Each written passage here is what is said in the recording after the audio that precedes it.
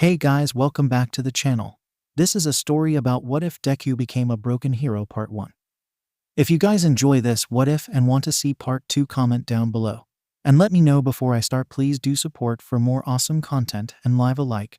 And don't forget to subscribe to my channel and also share this video with your friends and check out the description in my playlist. The author of the story Vojlen from fanfiction. So let's start the video.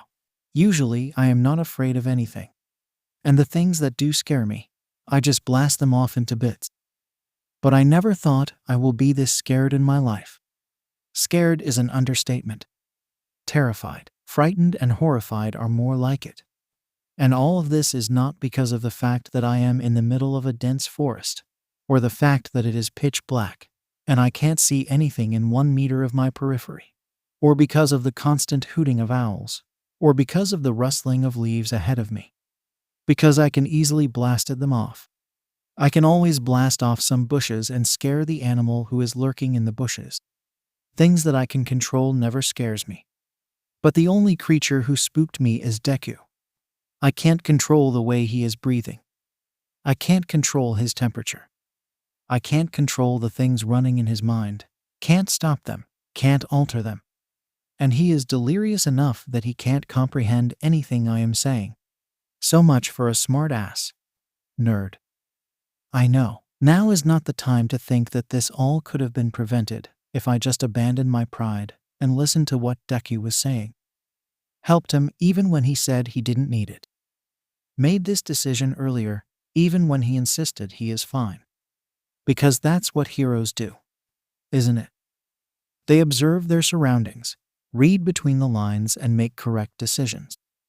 But I have only made wrong decisions so far. Now we are here with Deku completely limp, breathing heavily, eyes glazed with fever, blabbering nonsense about random things, clutching his right side weakly to keep the pain at bay. I am aware that his right side is not the only place that's hurting him, as evidenced by the blood on his lips. I am completely out of my mind. I know I must do something, but my body seems to be struggling with the simplest of tasks. Kaken, I am sorry. I don't want to make you slow down. But can I just have some water, please? I am really very thirsty. Izuku croaked. As if on autopilot, I picked the bottle lying a few feet away from my bag, limped back, screwed the top, and lifted his head to help him drink some. Just after 1 sip, he starts coughing and his face contorts in pain. He clutches his chest tightly, as if he is trying to keep it in place. As if his lungs will crawl out of his chest if he didn't hold them in place. His complete body converges in on itself with each cough, and it feels like it's not going to end soon. I simply rub his back because that's all I can do right now. After a moment, he lies supine on the ground, breathing heavily. Suddenly he grabs my hand when I lift his head to get him drink some more water. Some drops get spilled and mixes with the crimson drops on the ground and creating a puddle. Mom, please don't leave me. It hurts, Mom. It hurts a lot. Please make it stop. He pleads, sobbing. I wanted to bark at him to stop calling me his mom. Does he think I am as old as that old hag? But I can't say such things to him right now, when I know whose fault is this. Why we are in this situation. Why he can't differentiate between what is real and what is a trick of his mind. Izuku, come on. Stop crying like baby and breathe. I try to console him. Wait. When did Deku become Izuku? It doesn't matter as he is not listening. We need to complete this assignment, and you are slowing me down by not listening to me. I say stop crying this instant and breathe, damn it. I said. He is hyperventilating now, pulling his hair as he cries and kicking his legs. He is trembling from head to toe with each sob. I held his wrist and tried to unclench his fist when I felt his trembling subsiding and his eyes rolling in his head. No. Deku, you need to stay awake. You know you have to, damn it. I started slapping his face lightly, but he is not responding at all. I started shaking him. Izuku 4 days earlier Aizawa-sensei has clearly lost his mind if he thinks I and Deku can survive an hour together. Of course, I will kill him the moment we are alone. I hate him. No, scratch that. I loathe him. I despise every fiber of his being. I hate the way he smile, laugh, walk, breathe, the way he scratches head when he is confused or is unsure of himself, the way he blabber all the time with no end. The most disgusting thing is his hazel eyes. The way his eyes always emanates trust. Like I am some kind of god, who will never betray him, who will always stay with him. I hadn't hated him that much when we were kids. We used play with 𝗓𝗏 plushie. I used to win always as he was so clumsy all the time. Sometimes, I let him win just to make sure he don't start crying again. Because angry Deku is dangerous Deku. But he was never angry for more than an hour at most. He was always so happy-go-lucky person. When he was announced as quirkless, I started creating some distance from him. I didn't want to be seen hanging out with a quirkless guy. But he was always stuck at my side like a painful porcupine. Why did he think I will stay friends with a quirkless, worthless person like him? Something snapped inside me when he gave a helping hand back at the river, when I was trying to show everyone how reliable I am. How everyone should trust me to follow. I was not supposed to slip and fall there. I was not supposed to show my weakness. Even though I did, *he* was not supposed to help me. From that moment, I started hating him. And my hatred increased tenfold when he got selected in 𝗂𝐴. How can a quirkless, worthless, weakling like Deku get admission to the prestige hero academy? My dream academy? I thought I will get some peace of mind here, without Deku pestering me all the time. But he proved me wrong again with his powerful new quirk. And now Aizawa-sensei wants us to spend 2 or more days in this goddamn place. Our assignment is fairly simple. Something is hidden in Kinnigan Hill. We need to find it and bring it back. There will be clues at certain checkpoints to find it. Remember, this assignment is not to test your speed. It is to test your analytical, combative, and survival skills. You can carry as much load as you want, but my advice is to carry just the necessary items. Every checkpoint is a test in on itself. Each time you acquire your clue, I will get notified. Whenever you feel like you cannot continue or don't want to continue, you can send a source code from any checkpoint. There is an emergency kit at every checkpoint for you. If you fail to bring the hidden object together, you fail. Am I clear? Yes, sir, yeah. Whatever. We set off together in the forest. I would have completed this task in a couple of hours if I just knew what and where to look for. I was so excited to go on this assignment. When Aizawa-sensei first announced this on Friday, I was so ecstatic that I couldn't stop bouncing in my seat. Then he announced the pairs and my happiness plummeted. But I won't let a little mishap ruin my mood. It can't go that bad if I just maintain my distance, right? I started making lists in my mind of the necessary things we will require on that mountain. After making sure I haven't missed anything, I summarized that I will require a big bag. A really big one. That's not really a problem. Uraraka-san loves to go to the mall with me. Monday found us at the foot of the Kinnigan Hill, with the sun shining brightly on us. The birds chirping in the background and Quest waiting for us made me fall in love with this place. We both reached early and were waiting for Aizawa-sensei to give us the instructions when Kaken approached me. Hey, Deku. If you don't want to be crushed, better stay fucking out of my way. Got it. But we are paired together, and it means we will have to work together. I don't want you fucking with my assignment. You will ruin it just like you always do. So just better stay away from me. I just nodded my head. It is never productive to argue with Kaken. After entering 𝗂𝐴 with All Might's quirk, I thought maybe we will become friends again. I thought being quirkless was the problem after all, as we were friends earlier. But after our fight on the first day, we shifted to dorms, cemented the fact that we are not friends and cannot be. That's absolutely fine. I have so many friends now. They care for me, Listen to my ideas and don't call me names. I know I shouldn't feel this way. This attitude doesn't suit a hero. Heroes are always kind, always help others, protect others, no matter what happens to them. I will not let these stupid thoughts distract me from my dream of becoming a great hero just like All Might. Aizawa-sensei explained the assignment to us and subtly pointed out the size of my bag, which is bigger than half my height. I would have crestfallen at that comment, but I am only carrying the most necessary items with me. I don't know how 𝐒𝐭𝐻 will survive with such a small bag with him. We entered the forest, and I couldn't help but feel giddy. What is our first clue? Where to look for it? How will we know if it is our clue?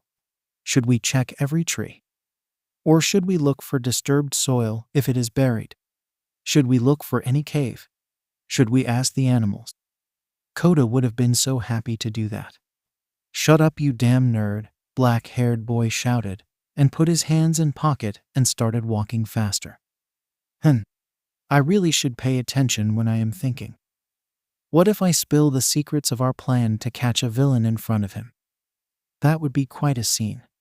Imagine a villain asking me the flaw in our plan, and I blabber it out in front of him with no restriction. Yeah, that would earn me so many points in becoming the best hero. Focusing on the task. We really need a plan. Without one, we will be roaming aimlessly in this mountain. I gather courage to verbalize my idea. I never have a problem in saying my thoughts out loud, but when it is 𝐒𝐭𝐻, well, that's a complete different story. I need to think about the consequences before telling them to 𝐒𝐭𝐻. Timidly, I say, 𝐒𝐭𝐻, we need a plan to find our clue. Maybe we should. I know that, nerd. You don't give commands to me. Suddenly, he stopped and stared at something to his right. I followed his gaze. I didn't know what I was looking at. There were just some tall trees, but then something caught my eye. There was something different about that faraway tree. I squinted to make out what that is. I opened my mouth to voice my thoughts, but 𝐒𝐿 had already started moving towards that tree. I simply followed him, and we found it was an arrow scratched on the tree's bark.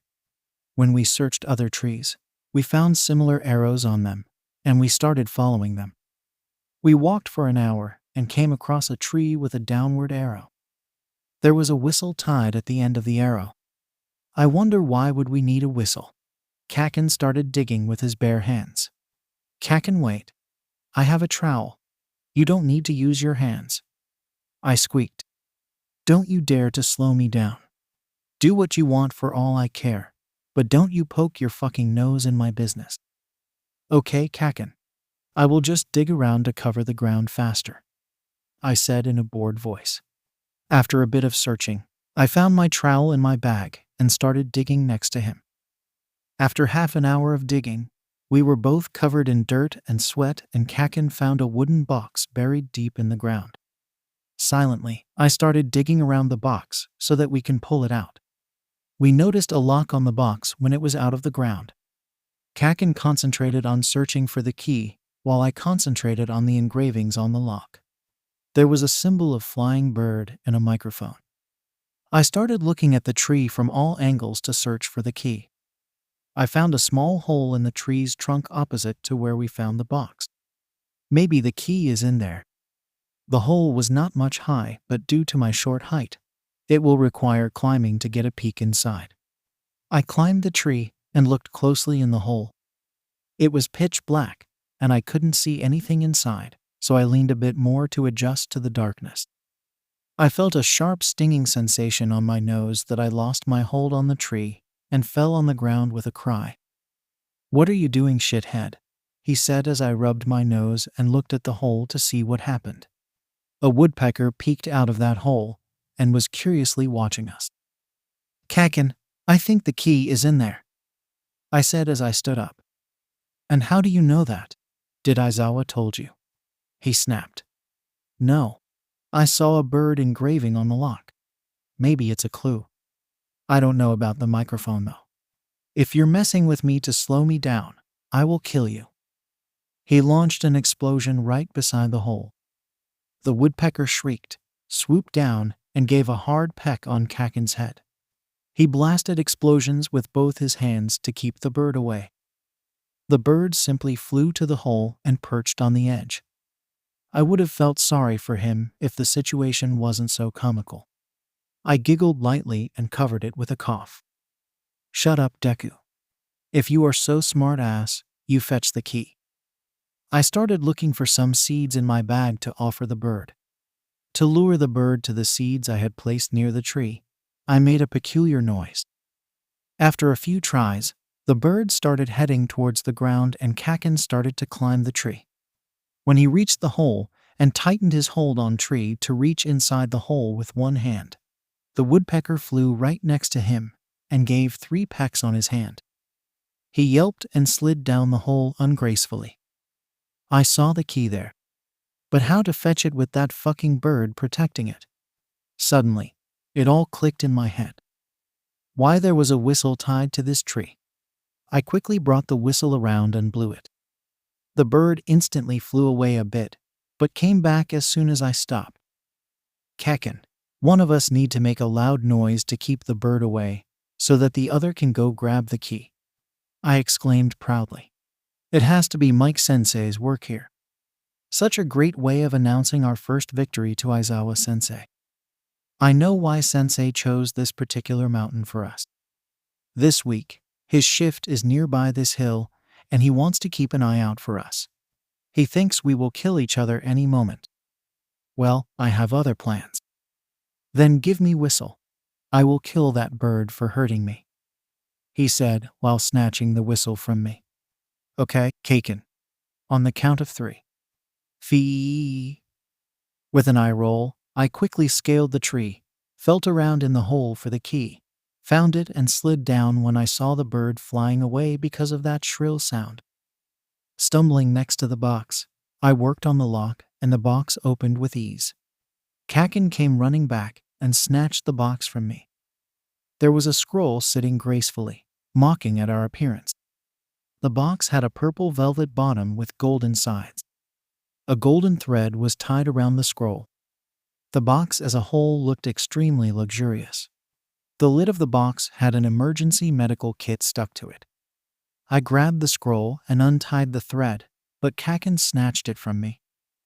"Do you have a death wish? Keep your filthy hands away from my clue, dickhead," he shouted. I watched him reading the scroll and draw his brows together in confusion. I glanced over his shoulder to read it myself. "I come from muddy places, but am beautiful and pure. People love me for my looks and my spiritual charm. I have your next clue. Come and get it before I close the shop for the day. I come from muddy places, but am beautiful and pure. People love me for my looks and my spiritual charm. I have your next clue.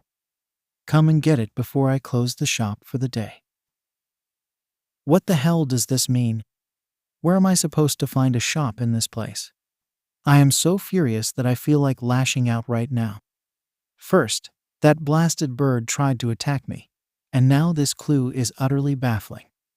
To make matters worse, Deku persists in bothering me like an irritating thorn that I wish I could get rid of for good. "Muddy place. It should be somewhere near mud," he said. Before he could begin rambling, I said, "Great thinking. This place is so clean that finding a muddy spot will hardly be an issue." However, he ignored me and continued rambling as he always did. I caught some phrases like, "Something near water," and "the Serpent River. I think we should go over there, 𝐻𝐻𝐿. The river isn't far from here. We just need to look for signs of water. Maybe we could take a little break there. It's already lunchtime. I brought some rice cakes, mochi, kimchi, and cup ramen. I didn't think about where I'd find hot water, but I figured if you were with me, you could boil some for me. Only if you want to though. I don't want to be a burden or anything." "Just shut up. Don't say another word," I roared, cutting him off mid-ramble. How could he speak for so long without taking a breath? "I am keeping the box and going to find that river myself. Keep your mouth shut. Got it?" Without waiting for his reply, I blasted explosions to propel myself into the air and put as much distance between us as I could. I nodded. Wait, 𝐭𝐻𝐿. I can't follow you using full cowl. It would snap the straps on my bag, I said. He ran off without listening to me. With a sigh, I started walking alone. As I strolled slowly through the woods, I enjoyed watching the clouds drift swiftly by while birds sang a soothing melody accompanied by the rhythmic bass of cicadas. The gentle breeze lifted my hair slightly and swept the sweat from my brow, reminding the pleasant feeling of lazily wandering through a garden after a long day's work. The skip in my step came back after a few minutes of leisurely walking, though the weight of my heavy backpack made sure it didn't last. Along the way, I saw some angelic, fluffy white rabbits and fed them nuts from my bag. After some time, I heard the rustling of leaves ahead, likely signaling a predator my way.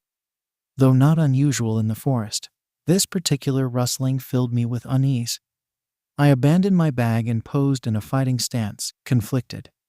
I had no desire to harm any creature, yet I would defend myself if attacked. The presumed predator revealed itself as a deer sprinting towards me. Maintaining my stance, I prepared to fight. But the deer darted past without incident. Confused, I watched it disappear into the woods. I picked up my bag and continued onward, puzzled by the encounter. 𝗂𝐻𝐿 must have already found the clue by now, I thought while enjoying the tranquility. Suddenly, I heard the rustling again and took a fighting stance. This time a wolf appeared and disappeared in an instant. Something is definitely wrong. I quickened my pace and this time heard some explosions in the distance. After covering some distance, it was obvious something was bothering our short-tempered boy, as I heard swearing. I found him blasting explosion at flies, scratching his neck like a wild animal. His arms and neck were bleeding slightly from the various scratches. His face was entirely flushed and covered in hives. I approached cautiously so as not to startle him, while he focused on the flies swarming around. He flinched when he noticed me, but soon relaxed a little. The relaxation was brief as he resumed scratching vigorously. It seems like he has developed some kind of allergic reaction. I don't know if it is from something he ate or touched, but it needed treatment immediately. I quickly pulled out the medical kit and water bottle from my bag. 𝗂𝐻𝐿, take these. They will help with your allergy, I said. Stay the fuck away from me, he yelled, scratching violently at his arms. You're only going to make it worse. Come on, 𝗂𝐻𝐿. I know how itchy you are feeling, and it won't go away on its own. I have medicine that can help cure it. Trust me, trust you, he scoffed. What next? Trust the Grim Reaper, who's here to suck out my soul and grant me immortality. I simply splashed the water on him. He looked at me with shocked expression that soon turned to anger, and then something more. He rapidly blasted 5 explosions in succession, but simply used my full cowl to dodge them. I ran in the opposite direction and found a broken tree laying on the ground. Seeing him approach, I jumped high to lure him near the fallen tree. Detroit smash, I shouted, felling another tree onto the broken one, trapping the explosive boy beneath. He struggled to get free, but the itching intensified, and he clawed at his neck in desperation. His breathing became audibly labored, though whether from adrenaline or an untreated allergic reaction, it was unclear. 𝗂𝐻𝐿, just drop this idiocy and take the damn medicine, I shouted in frustration. You are the one slowing us down now, and I don't wish to fail this assignment because of your damn pride, I roared. He only uttered TCH in response, too tired to say anything more. I fetched medicine and another water bottle for ensuring he took the anti-allergy medication. I lifted the tree to free him. Come on, I have a medicinal cream to soothe your itch, I said and started walking back to my bag. After a few minutes of scratching and contemplation, he followed. By time he arrived, I was ready with the hydrocortisone cream and a wet towel. I gestured him to sit on a nearby rock and simply handed him the wet towel. He took it and rubbed his face, neck, and arms. Once he was done, I handed him the cream. "Don't apply it on the cuts. It will do no good," I said, and watch him apply it on his hands. He considered applying it on his inflamed face, but didn't know where the cuts were. "Here, let me do it for you," I offered, reaching for the tube, but he swatted my hand away and blindly smeared the cream on his face and neck. I know he is having a slight headache and an unbearable feeling to scratch his itchy skin. I needed to distract him before he does real damage. "Hey Kaken, can you please find me 4 big and heavy rocks? I am keeping the box and going to find that river myself." "Keep your mouth shut. Got it?" I just wanted some peace, but that fucking bird gave me a headache and Deku's endless chatter made it worse. The cool, soothing air helped as I reached the peak of my blast-off and started descending. After a few skips, I realized he wasn't following me. I sat beneath a nearby tree and reached for my canteen to drink some water. Just a few minutes rest, and then I will continue searching, I thought. I jerked awake by the rustling of leaves. I hadn't intended to doze off, but apparently I did. I got up slowly and scanned my surroundings. A deer was ambling to my right, but the rustling came from the opposite direction. Suddenly, a wolf burst through the bushes and leaped upon the deer. I fired at a shrub exactly between the two animals. The deer sprinted to safety, while the wolf reared up, poised to attack. I fired explosions in quick succession as the wolf gained speed. "Die, you fucking piece of shit," I roared. Dodging my explosions, it leaped over me to strike. I took aim directly at its face, but lost my footing, stepping back onto a nearby shrub and falling face down. Sitting up quickly, I saw I had managed to knock it several feet away. Rather than attacking me a second time, it fled in the deer's direction. Maintaining a defensive stance, I waited for its return.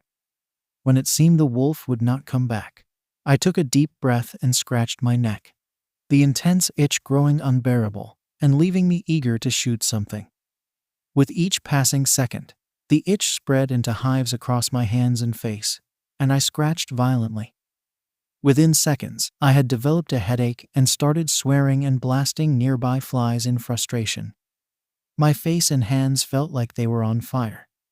Every inch that came into contact with that shrub was burning intensely. I desperately wanted the searing pain to stop. Where is that fucking nerd when I need him? What good is his huge bag if he can't help me with this? I growled in frustration as my eyes began to itch, knowing that scratching would only make it worse. I need to concentrate on something else, so I shouted curses and focused on blasting explosion on flies. As if on cue, Deku appeared out of nowhere. I relaxed a bit when I saw him, but when he offered me allergy medicine, I realized from whom I am about to accept help. I will not stoop so low as to ask for his help. He is just an insignificant extra. No, scratch that. He is just a pebble on my path to success. I don't need his help. Still, the medicine was so tempting, and my pain so annoying, that I almost gave in. Why can't I keep my pride aside for a moment and just help myself? Because heroes aren't supposed to accept help, they give it. I made up my mind and scoffed at his suggestion of trusting him. Without any notice, he splashed water on my face. I was shocked. What just happened? Was it Deku? The same meek, weak, coward Deku, who stutters and mumbles all the time. Did he just thought of splashing water on my face? Or was it an accident? Does it matter? Does he even have guts to even think about that? Apparently he does. The fact that he actually did it spoke volumes. When did the little shitty pipsqueak become bold enough to do this? Then my shock morphed into anger and disgust. He must have seen the fury on my face, because suddenly he was running away from me. Does he really think he can escape after humiliating me? I will ensure he gets the punishment he deserves. Deku slowed to check my location, and I was about to grab him by his throat when he abruptly leapt upwards. Before I could react, he broke off another tree and hurled it, trapping me underneath. I am going to kill him as soon as he comes within my reach. I tried in vain to free myself, but all the running and anger left my head throbbing in time with my racing heart. The more I struggled against the tree, the more intense the itch became. My throat felt constricted, making it harder to breathe.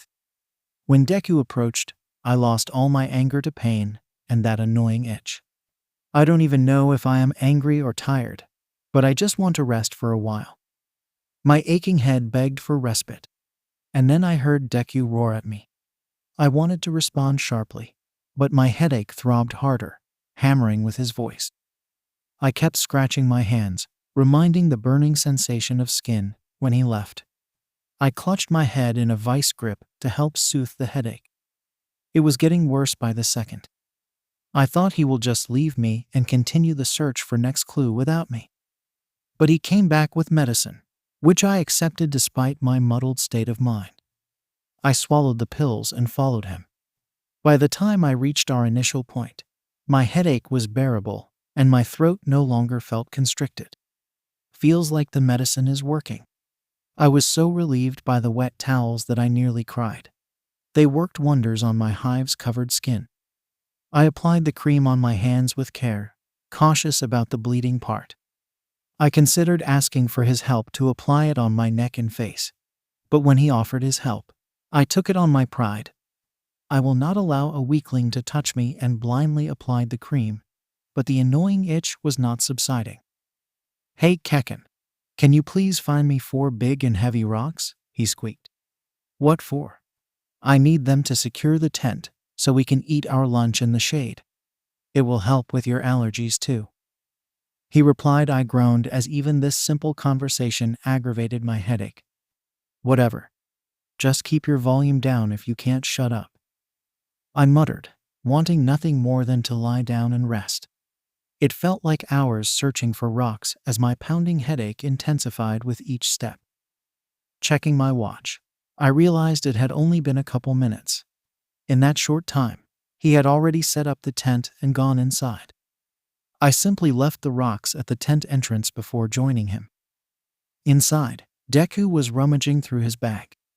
He had laid out some rice balls and 2 cup noodles, apparently meant for us. Deku offered me a cold compress and 2 pills, saying, "I only have 1 cold compress, but you can use wet towels on other areas." Without waiting for an answer, he went outside to tend to the rocks I brought. After having my lunch, I took the pain medication Deku gave and set cold compress on my head. The tent shade coupled with a cold compress worked wonders on my headache, and I drifted into a lazy slumber. I awoke to the sound of crows cawing. Stretching lazily, I saw Deku on guard duty.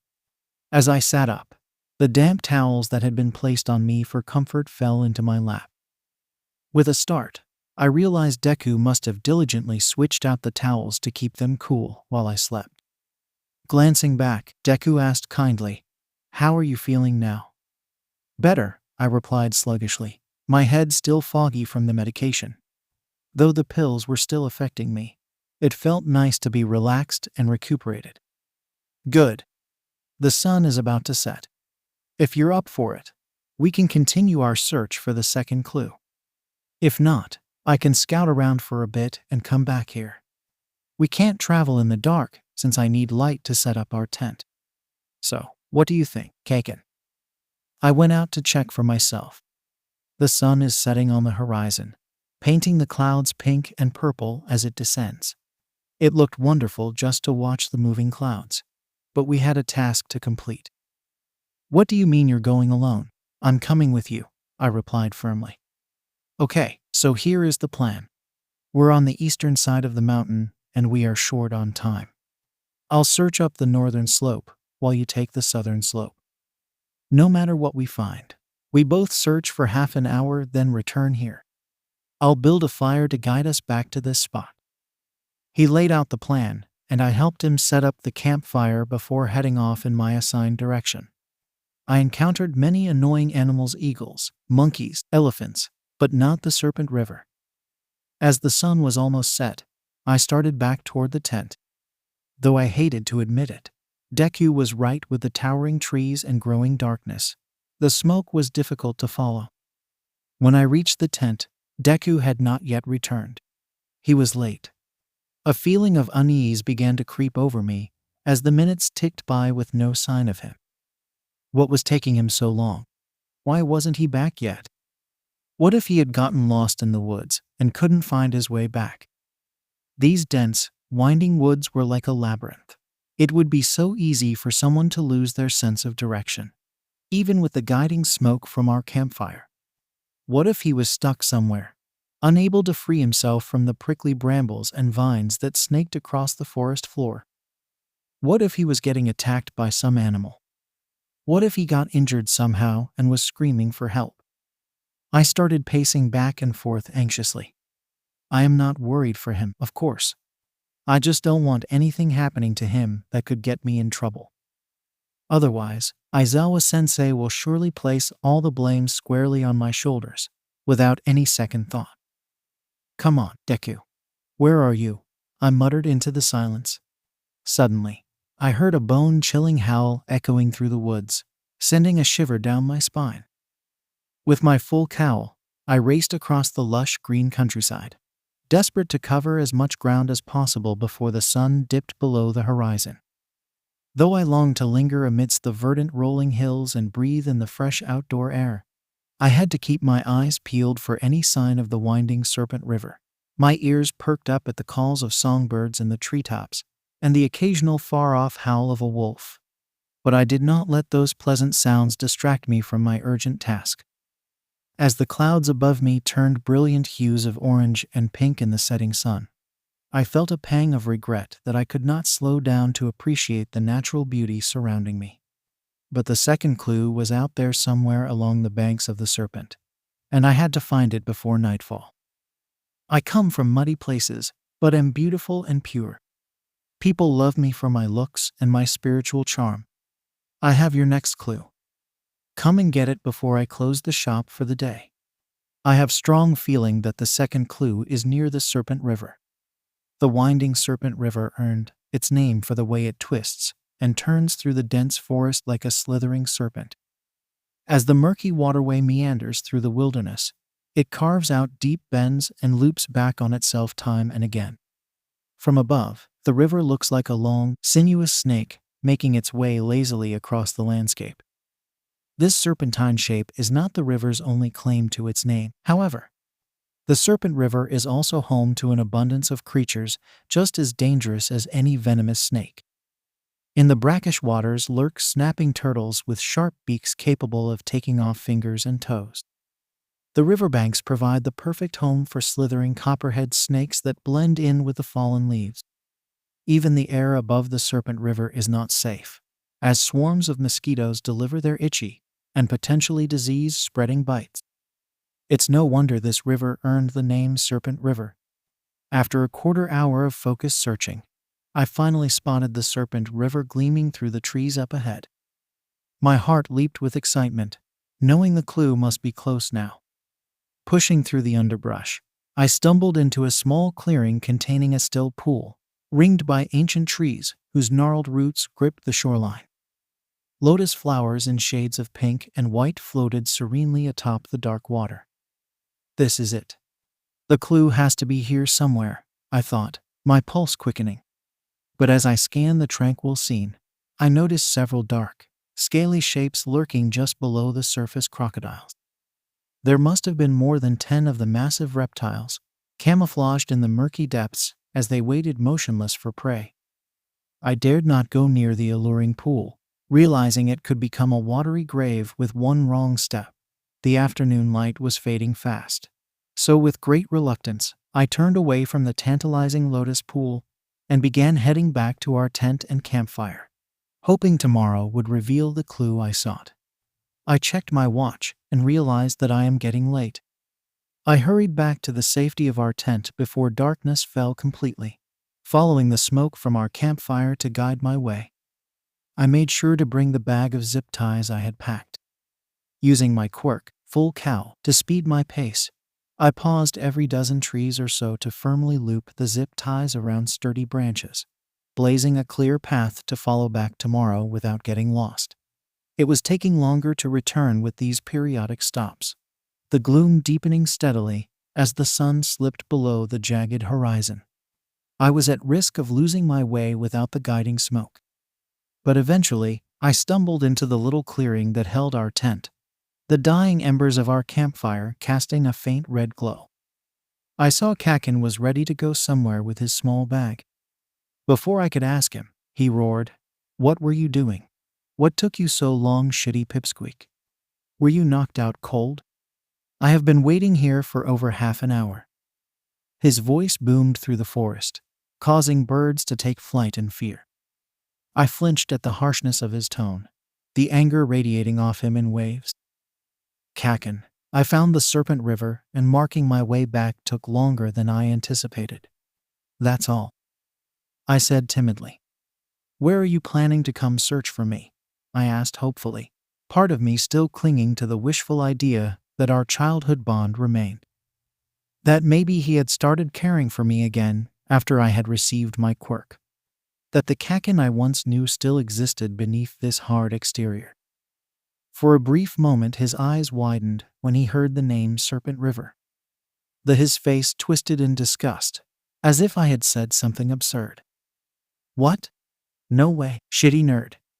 I just don't want anything happening to you that can get me in trouble. You can go wherever the fuck you want. I'm happy as long as you're away. Or maybe not. He is still the same old 𝐻𝐻𝐿. No matter how much I pretended his words didn't hurt, they still stung deep down.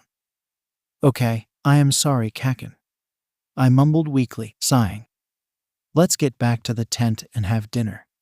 He grunted in reply and stomped off ahead of me. I retrieved my cup of ramen and went to the diminishing fire to heat it up. When I exited the tent, 𝐻𝐻𝐿 looked at me curiously and asked, "Where are you going?"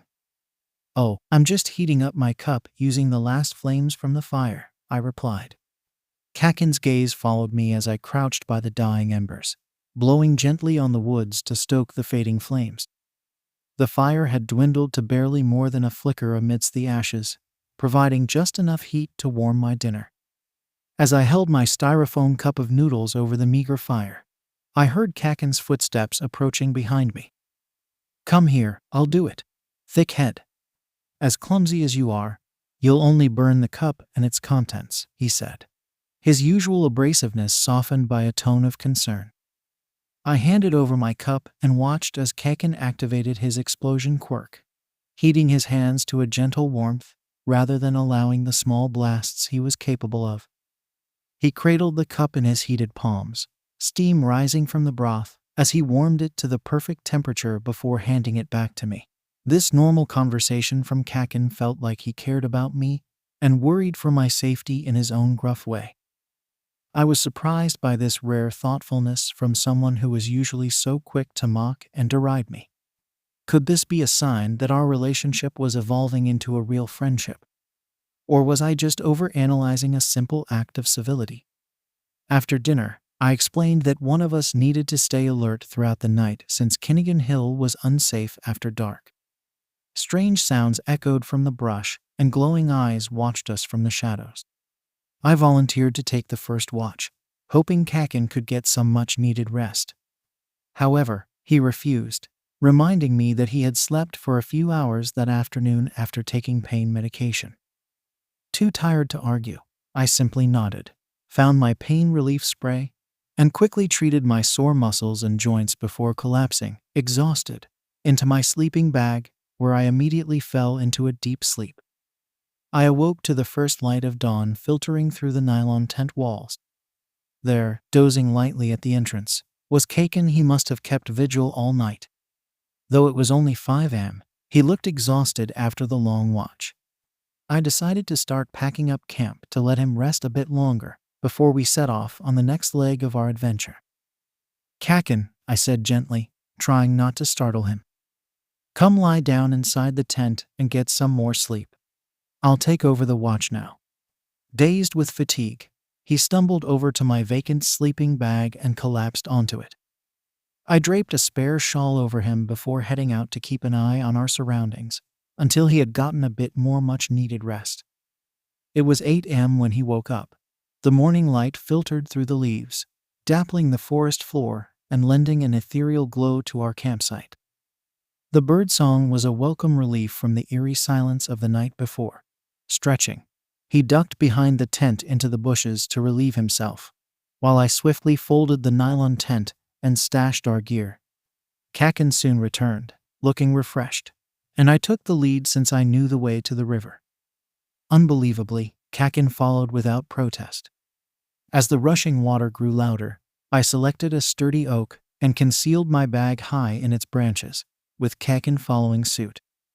As we reached the serene lotus pond, we both started looking for our second clue. Suddenly, he exclaimed, "There, tangled in the vines beyond the pond, is a wooden box similar to our first clue. I must have missed it in the dark last night, but now I could clearly see it in the broad daylight. This seems like the handiwork of 𝗵𝗲𝗄𝗎. The only question is how to retrieve it with a barrier full of crocodiles. 𝐒𝐽𝐻, one of us need to distract the crocodiles, and the other needs to retrieve it, just like last time. Thinking about it, there must be something to help us distract them as well. Let's see, how can we distract them? Crocodiles are predators, but we can easily distract them by either offending or feeding them. I don't think offending them will work in our favor, as they are vicious creatures, and their razor-sharp teeth cuts their prey like a soft butter. "Shut up, nerd. Your babbling is already distracting them," he said as some of the crocodiles turned their heads towards us. "Need to change technique. 𝐒𝐽𝐻 is right. I need to keep control of my nervous chattering, or it would be the death of me someday." We retreated some distance to observe them while we think of a strategy. We had to get this exactly right. Failure is not an option.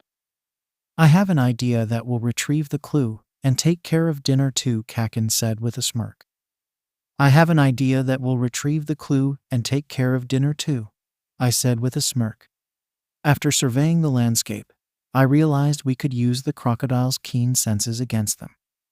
I lead Deku behind some bushes and outlined my strategy. He readily agreed, and we spent the next hour gathering supplies. When ready, we took our positions on opposite sides of the riverbank where the crocodiles lay basking. I perched sturdily on a tree that stood just 5 feet from the pack of crocodiles. Deku took up position on the opposite side of the river, hiding himself in some thick bushes that were quite close to the fearsome reptiles. He gathered his crude tools around him and looked to me for the signal, waiting patiently. I began dropping stones that I had collected earlier at measured intervals so as to create ripples in the otherwise glassy surface of the water. As the stones hit the water, expanding rings disturbed the stillness and immediately caught the attention of the alert predators. It didn't take long for the first crocodile to start moving toward my diversion. Soon half the crocodiles were searching for the source directly below me. I knew a situation would arise when I wouldn't be able to lure all the crocodiles with just the ripples. That's why I had a second bag with me. Reaching into my bag, I grasped a small wriggling fish and flung it out into the fray. The instant it hit the water, the reaction was explosive. The crocodiles thrashed wildly, churning the water into a froth in their frenzy to secure the prize. Their powerful tails whipped back and forth as they jostled for position, gaping maws snapping shut around empty water. The fish had the intended effect, acting like a magnet to draw the remaining crocodiles under my tree. I signaled Deku by dropping the biggest fish I had.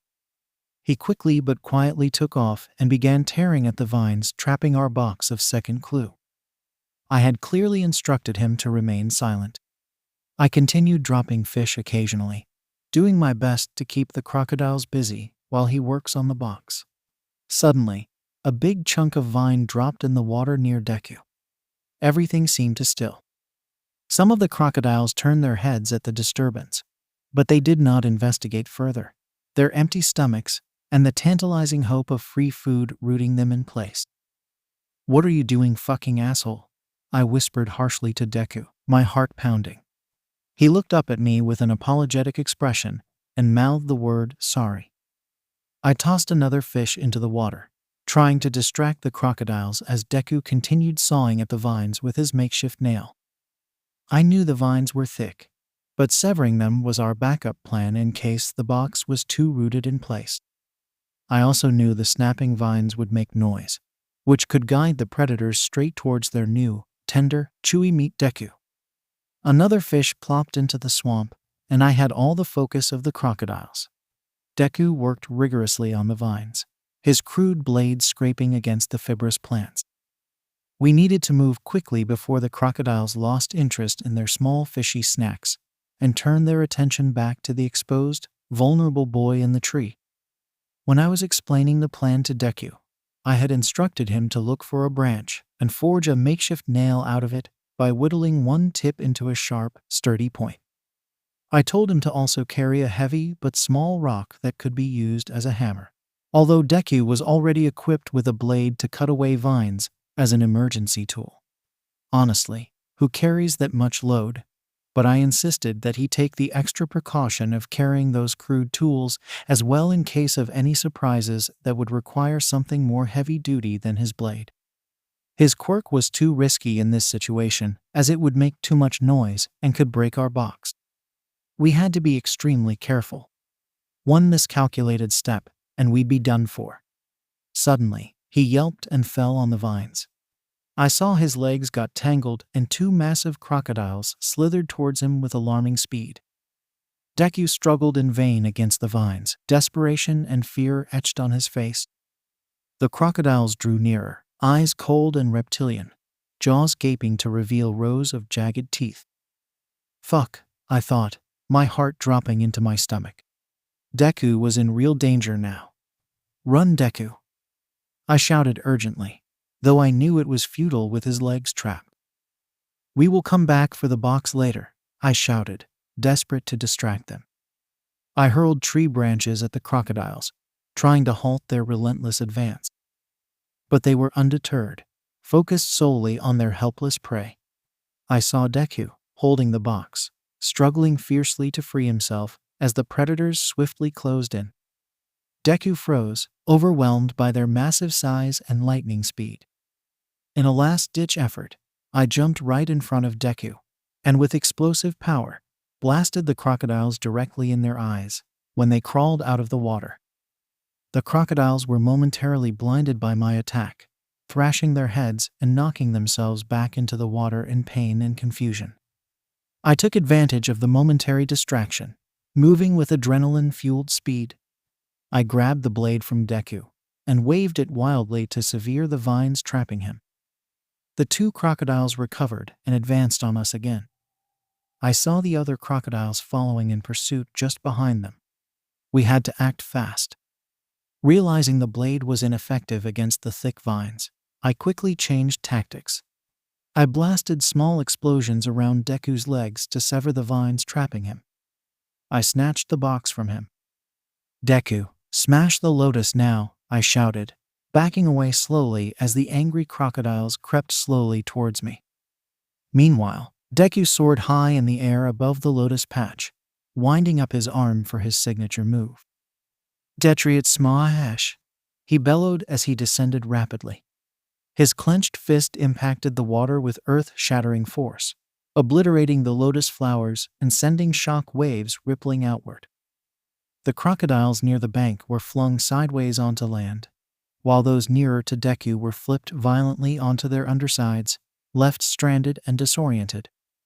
As expected, they began retreating en masse into the murky depths, as it is a sign of a greater predator entering their territory. I lost my footing on the muddy bank from the impact, only to feel a crocodile's powerful tail viciously slap on my ankle. Searing pain shot through my leg as I crawled away in terror. But then I watched all the crocodiles retreating into the river, away from where Deku landed the blow. Deku emerged from the churning water, soaked thoroughly from his explosive entry. His eyes widened with alarm when he saw me clutching my leg awkwardly. He quickened his pace to reach me, and then crouched next to me, his green eyes filled with concern. "Kakin, what happened? Where are you hurt?" he asked, his eyes scanning my leg intently. I could tell he was itching to examine it more closely. Is this the way you work quietly? Can't you comprehend a simple task of staying silent? Fuckhead. What if I had our roles reversed? You would have ruined that as well by falling into the river and being the ultimate lunch of those bloodthirsty predators. I gave you one simple job to do, and somehow you managed to screw it up. As usual. What would have happened if I hadn't thought of our next step? Forget about the clue. Forget about becoming a hero. This would have been our last day on this earth. Stupid Deku. You were supposed to be the nerd, right? I said, my pitch increasing with each sentence. Deku just kept his head bowed and kept repeating, I'm sorry, Kaken. I know, I'm very sorry, like a broken record. What the hell happened there? Why did you scream like a little girl when you were supposed to stay silent? I asked, feeling exhausted after that tyrant. He didn't reply. Speak up. Damn it, I said furiously. I mistook a snake for a vine and nearly cut it, until it suddenly struck at me. Startled, I yelped and released my grip, allowing the snake to slither away before it could bite. He said, Oh God. He had almost been bitten by a venomous snake before nearly becoming lunch for the crocodiles. And here I was, lecturing him when he couldn't be blamed for his instinctive reaction. My heart sank as I understood that my vicious verbal assault had been undeserved and cruel, especially considering his near brush with death. I felt a pang of guilt for the hurtful things I had said when he was likely still shaken. I realized that he was trembling slightly. I am not sure if it is from scalding water he came out of or the near-death experience or a mixture of both. TCH, anyways, we need to get to a safe place first, I said, getting my voice back in control. I huffed lightly to mask the pain. Go grab the dinner from that tree and meet me at the other side. Deku simply nodded, standing up and giving me a hand. I ignored it and stood up on my own. I winced slightly as I put weight on my ankle, pain shooting up my leg. He must have noticed, because his brows furrowed worriedly. Still, he didn't argue, using his full cowl to zip through the trees and retrieve our meal. Meanwhile, I gritted my teeth, setting off explosions in my palm to propel myself to the other side of the river. When Deku arrived, he realized it was my ankle from the way I had landed. Though concern still shone in his eyes, he stayed focused as we started walking towards the massive oak where we had hidden our bags earlier. When we finally reached the sprawling oak marked by us, Deku fetched both our bags without needing to be prompted, which I was very grateful for, as the throbbing has spread in my entire leg. I sank down beside the thick tree trunk, the rough bark pressing into my back. I kicked off my shoes and stretched my injured ankle out in front of me. A small, purplish bruise had blossomed on my ankle, throbbing with a regular beat.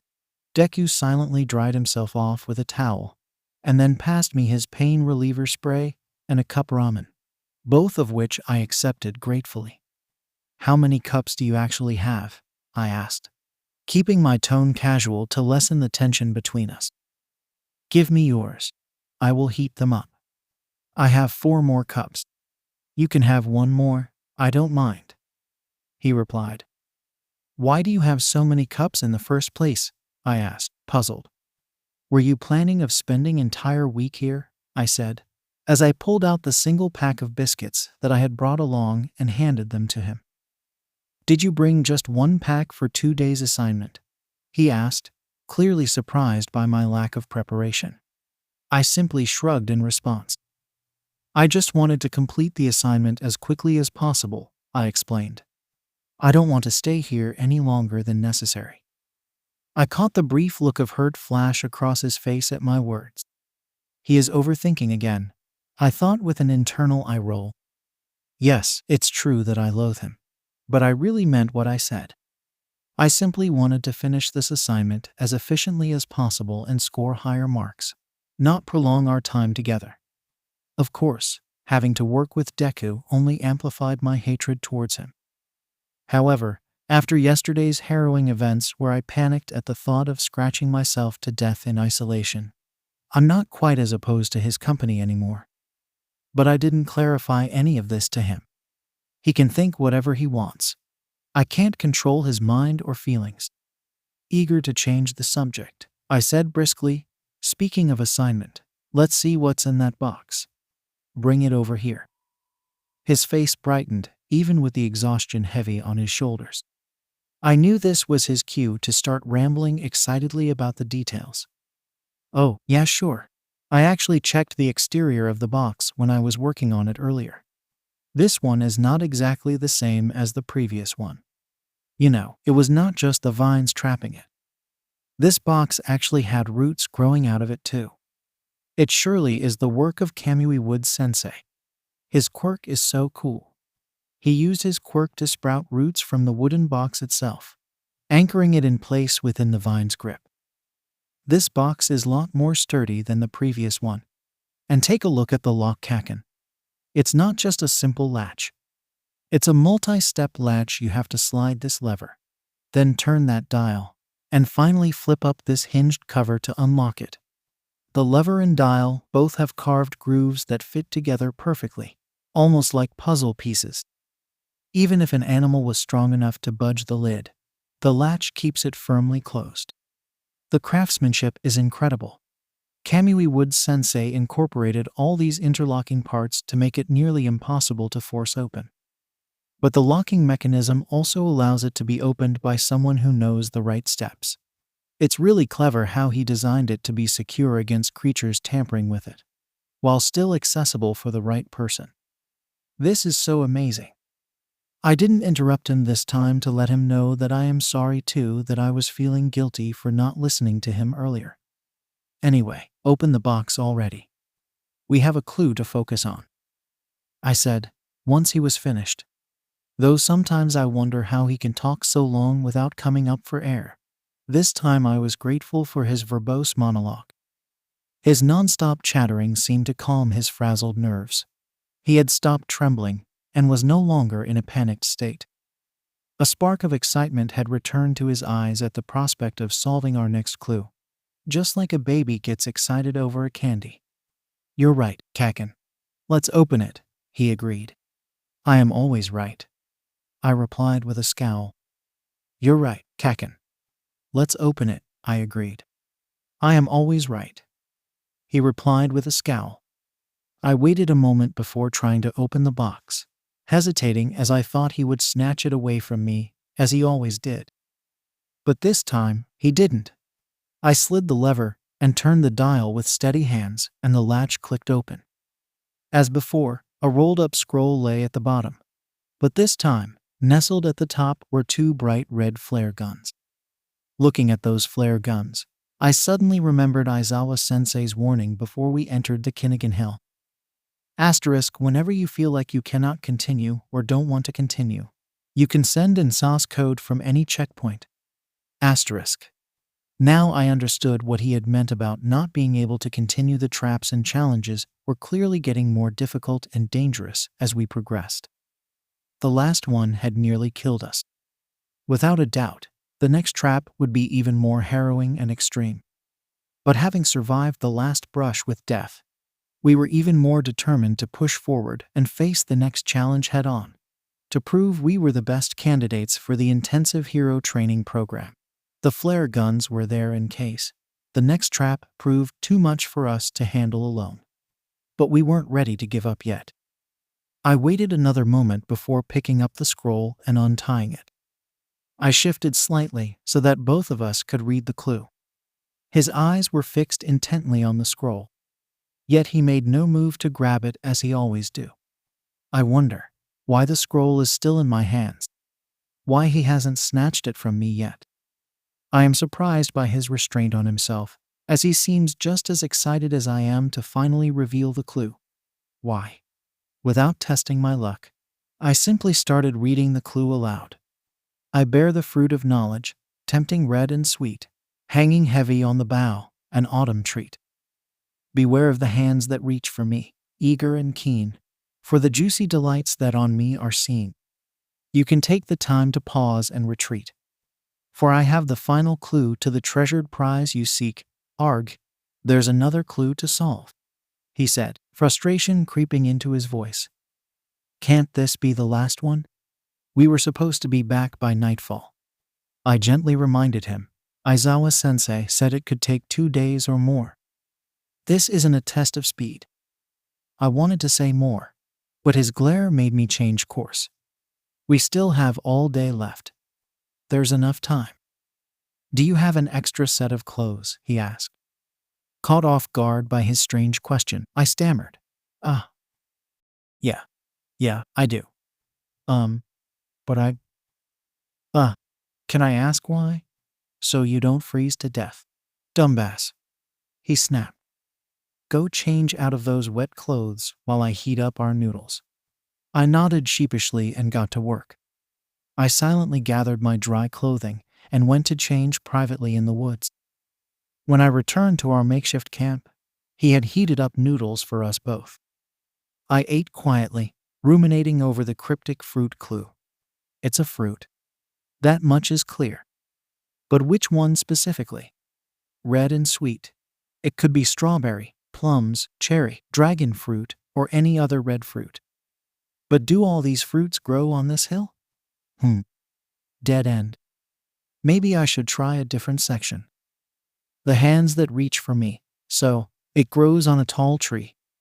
But it doesn't help in narrowing down. All those fruits grow on tree.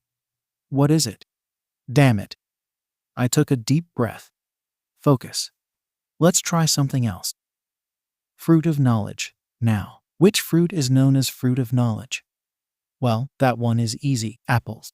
Just like in comics when a character has an idea, a light bulb appears over their head. I felt like a bright bulb was lighting up my mind as the answer dawned on me. "Kaken, I figured it out. I exclaimed excitedly. "Yeah, I know. Apple trees," he said, cutting me off. "Did you figure that out as well?" I asked with curiosity and slight disappointment. "I didn't have to with your continuous blabbering. Seriously, Deku. It's getting worse. Stop your mind's horses and finish your lunch before it gets cold." My face was beet red as I finished my lunch. We started packing our bags again to leave. As I gathered my supplies, I realized I had only 2 water bottles left. "Kaken, wait. Do you mind if I run down to the river real quick and refill my empty bottles before we head out? Just 2 minutes. I won't take long." "Promise?" I asked hesitantly, knowing he would likely refuse. Kaken frowned. "I have a full bottle you can share," he replied curtly, already walking away. "Thanks, but I have 2 more filled already," I explained. "I just want to top off the extra ones in case of an emergency." I knew from experience we needed as much water as we could carry in this harsh environment. Scowling deeper, Kaken questioned, "How many bottles did you drink yesterday?" I used 2 bottles myself and 2 more were used on you," I mumbled, bracing myself for his harsh words as I reminded him of yesterday's mishap. After a tense pause, Kaken finally grunted, "Whatever. Just make it quick and only fill them with fresh water." I breathed a sigh of relief and collected my empty bottles.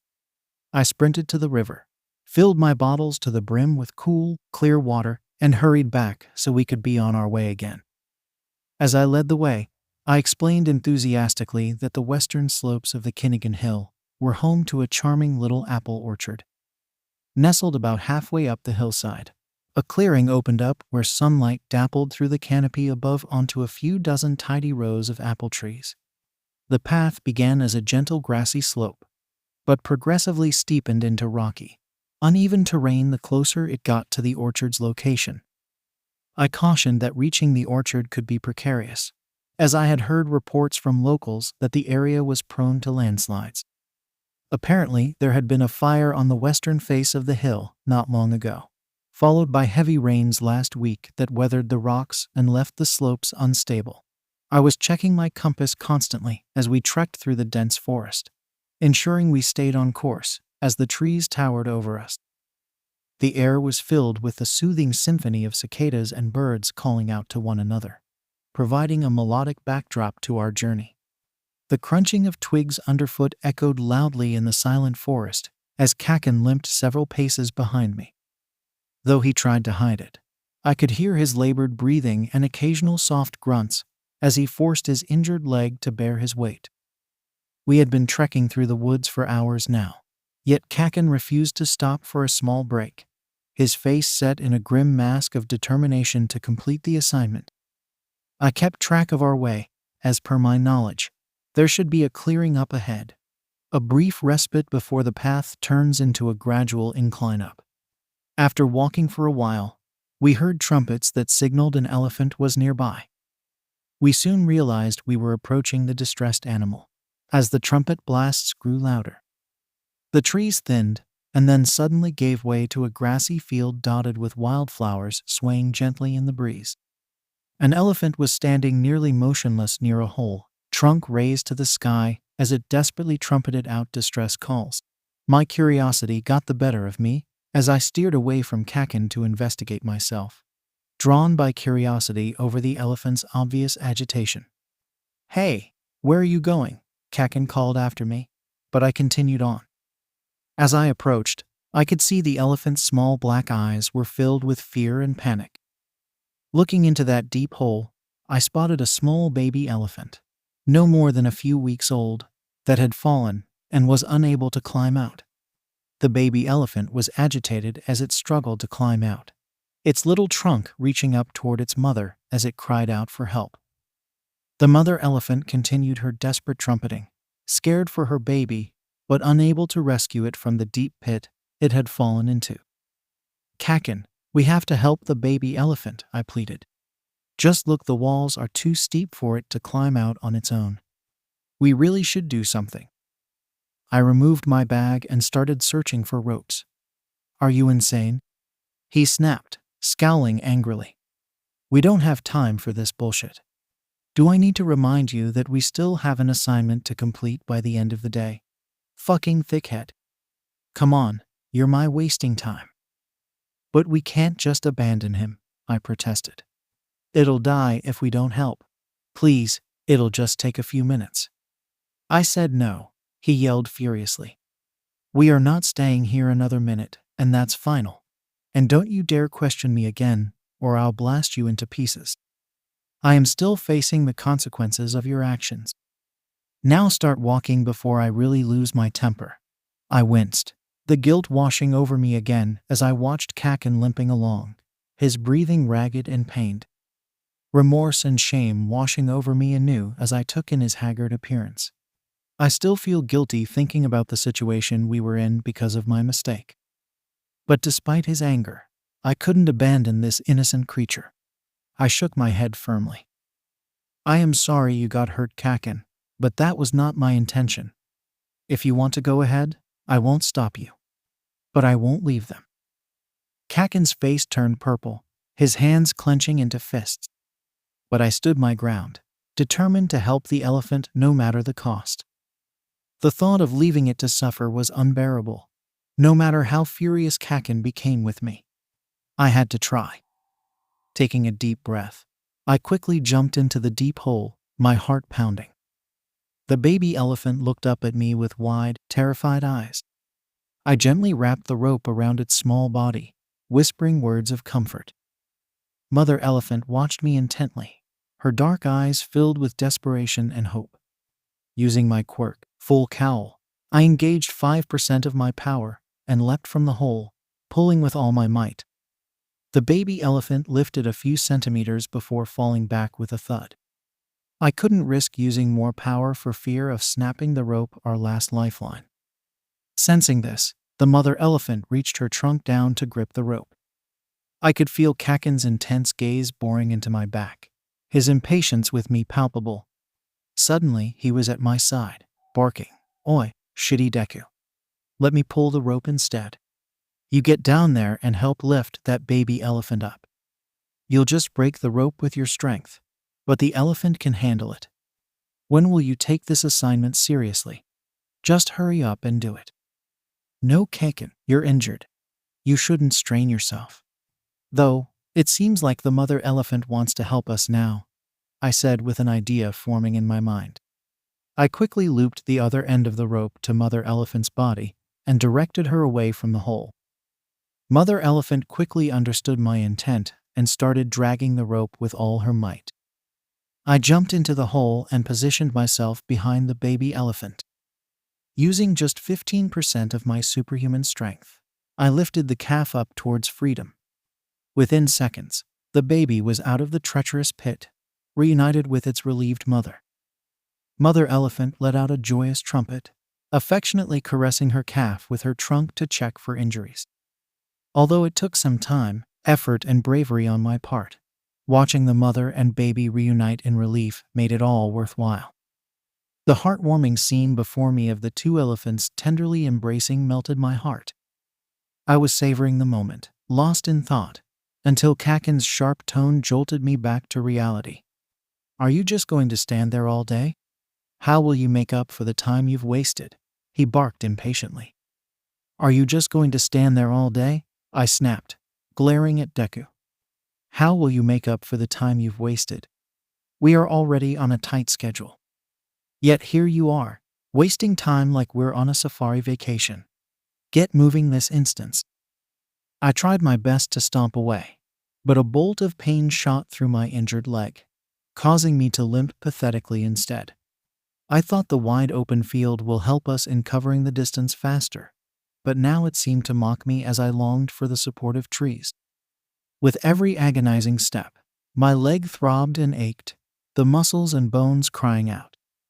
Eventually Deku seemed to snap out of his reverie, shouldering his pack hastily to catch up to my halting pace. I bit back a groan as he drew near, not wanting to reveal any more weakness. We needed to make up for lost time, and I refused to let my infuriating injury be the reason we failed. Gritting my teeth against the pain, I pushed forward across the grassy plain. Deku kept glancing at me with concern, but he wisely held his tongue as we continued on. We walked in silence for a long time, moving up the mountain in slow switchbacks. In some spots, the trail was so narrow that I could do little more than clung to the mountainside, take tiny, shuffling step, and hope the god is kind. The path snaked its way up the steep incline, forcing us into a grueling march. Loose rocks shifted under our feet as we scaled higher and higher, making every footfall treacherous. Fortunately, the weather was very kind today. The sky was a bit cloudy, letting soothing sun rays filter through at times to warm our skin. A soft breeze kissed our sweat-covered faces, providing sweet relief as we continued the arduous climb. Around afternoon, we descended the first slope and started up the second, which was, to my misery, even steeper and taller than the first. We stopped for a small break at the foot of the second trail, both of us exhausted and frustrated with the difficult terrain. "𝐒𝐻𝐵, we should make our camp here. That way we can," Deku said, his voice strained with fatigue. "Are you out of your damn mind? How many times must I tell you that we need to complete this assignment today? And yet you want to stop here," I grumbled, scowling at him. "Please, hear me out, 𝐒𝐻𝐵. All I am saying is let's set up camp. Then use our quirks to cover the remaining ground quickly. It'll ease the strain on your leg. We will find the next clue and be back here in no time. What do you think?" he proposed. I wasn't sure whether to berate him for implying I was weak or thank him for sparing my foot, as I was about to collapse at any moment from the pain. Ultimately, I just glowered and said, "Don't pitch the tent. Just stash your bag here out of sight. We can set up when we get back." "Sure, 𝐒𝐻𝐵. Let me grab a few things from my bag. Although, it's an emergency kit, and I should carry it all. The straps might snap from my quirk's force, as you already know. In the meantime, you can reapply that pain relief spray that I gave you earlier, and you can take a painkiller as well.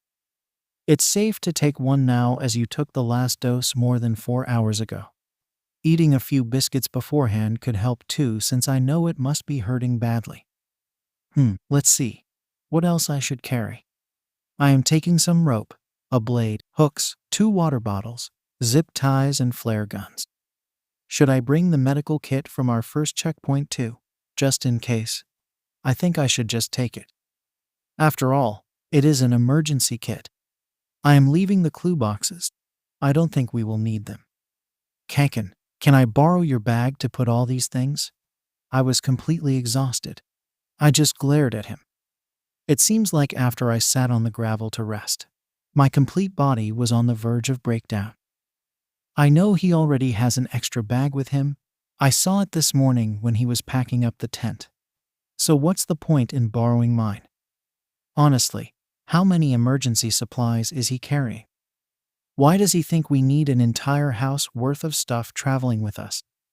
Did he already know about the dangerous checkpoints ahead? Did 𝐈𝐧𝐿 give him clues and tips days before we entered this place? That's the only reason I can think of for his enormous bag. But he seems just as clueless as me from the beginning. Oh God, I'm becoming paranoid like Deku, overthinking and fretting about some trivial matter. I'm just tired and not thinking straight. What does it matter if he borrows my bag? I am not carrying any secret treasure or something. I know he's just trying to be prepared for any situation, even if it seems like overkill at times. I should trust that he knows what he's doing. For now, I'll take a deep breath and try to regain my composure. No need to get worked up over a simple request. I won't burden you with my stuff. You don't have to worry. If you allow me to borrow your bag, I will carry it myself. I won't touch any of your stuff. I promise. He said, oh, he was only trying to help. Of course, he is Deku. Always looking out for others. He must have noticed how exhausted I was. I feel so stupid now. But it doesn't matter. Whatever, I mumbled, picking the biscuits and medication before sliding the bag in his direction. I slowly removed my shoe, wincing as my swollen foot emerged. Carefully, I sprayed on the medication. I have an extra bandage that will help keep your foot warm and cushioned, he said, staring at my injury with concern. He rummaged in his own pack for a moment before producing a soft crepe bandage. I wrapped it snugly around my foot and ankle, providing support and protection. With effort, I managed to slide my boot back on, lacing it up loosely to accommodate the swelling. While still tender, the short break to rest my foot and apply first aid had worked wonders, making the pain much more bearable. We both took off with our quirks. I usually rely on my gauntlets to focus and direct my blasts. But even without my usual gear, the arduous trek had caused me to work up quite a sweat, providing ample nitroglycerin-like liquid to detonate. Channeling my pain and fatigue into rage, I unleashed explosion after explosion to rocket through the air. Within minutes, we arrived at the edge of an apple orchard. A proper wooden fence enclosed the perimeter. There were some wicker baskets and wooden harpoons to our right, probably used by local villagers to harvest the apples. We immediately noticed that the ground was littered with fallen rotten apples. The rows of trees appeared unkempt and wild, with branches sagging under the weight of the uneaten fruit. It was clear that the villagers had not harvested the fruit in quite some time due to the precarious path left by a recent forest fire followed by heavy rains. In their absence, the wildlife had taken advantage of the unpicked feast spread before them. Squirrels chattered and birds sang as they feasted upon the bounty of crisp, juicy apples. The sweet aroma of the fruit perfumed the late summer air. I groaned looking at the number of trees. Finding that fucking clue out here could take ages. I have no idea where to even start searching, I grumbled. Deku nodded thoughtfully as he scanned the rows of apple trees that stretched out before us. You're right, 𝐭𝐚𝐲. This place is massive. We need a plan to cover more ground efficiently. He tilted his head, frowning. Oi, I know that stupid look on your face, I said gruffly, wincing as I shuffled. Now, spit out what's on your mind. Deku's eyes lit up eagerly, like I had just handed him a box of chocolate. I've got an idea, he exclaimed. I will stay on the ground and check for any disturbed soil or holes in the tree trunks that could indicate a hidden compartment. Meanwhile, you can use your quirk to propel yourself up into the trees to search from above. That way you can keep your leg elevated. He looked away at the end of his explanation. He was still feeling guilty for my injury and was avoiding looking at me in the eye. I saw how he was always looking at my foot whenever I tripped or huffed, but didn't say anything. And how the fuck can you claim that you won't miss it? It took me a few seconds to understand what he was proposing. And when I did, it was a strong sense of discontent and outright annoyance. That was actually a good plan. His quirk will allow him easy access to cover the ground quickly, but it would take a lot of effort to scale the trees from the top. Whereas, it will be good and easy for me to stay high in the air, rather than checking each tree trunk for any hidden cavities with my limp. Also, as he said, it will help my foot to recover. It was a good plan. A brilliant one, actually. And God did it stabbed my pride that Deku was the one to come up with it. God damn it, I really hate him. TCH, fine. I agreed begrudgingly. We will do it your way. But you better find that clue quick, or else I'll blast you to the moon. He didn't said anything, just nodded sheepishly, glanced at my foot one last time, and moved ahead to examine the ground.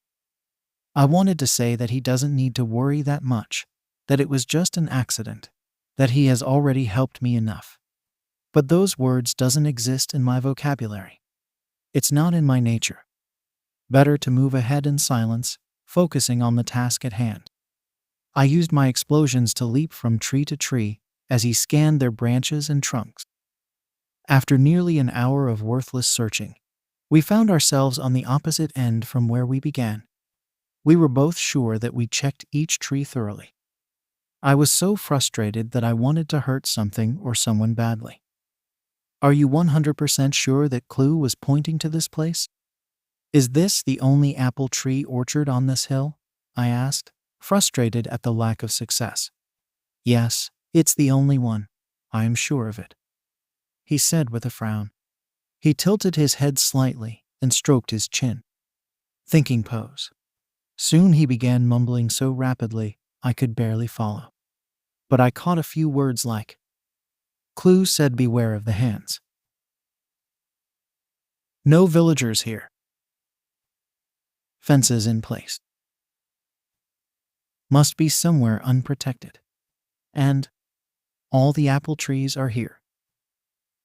Limping away from the trees and towards the fence, I tried to ignore Deku's incessant mumbling, which only increased my urge to hurt him.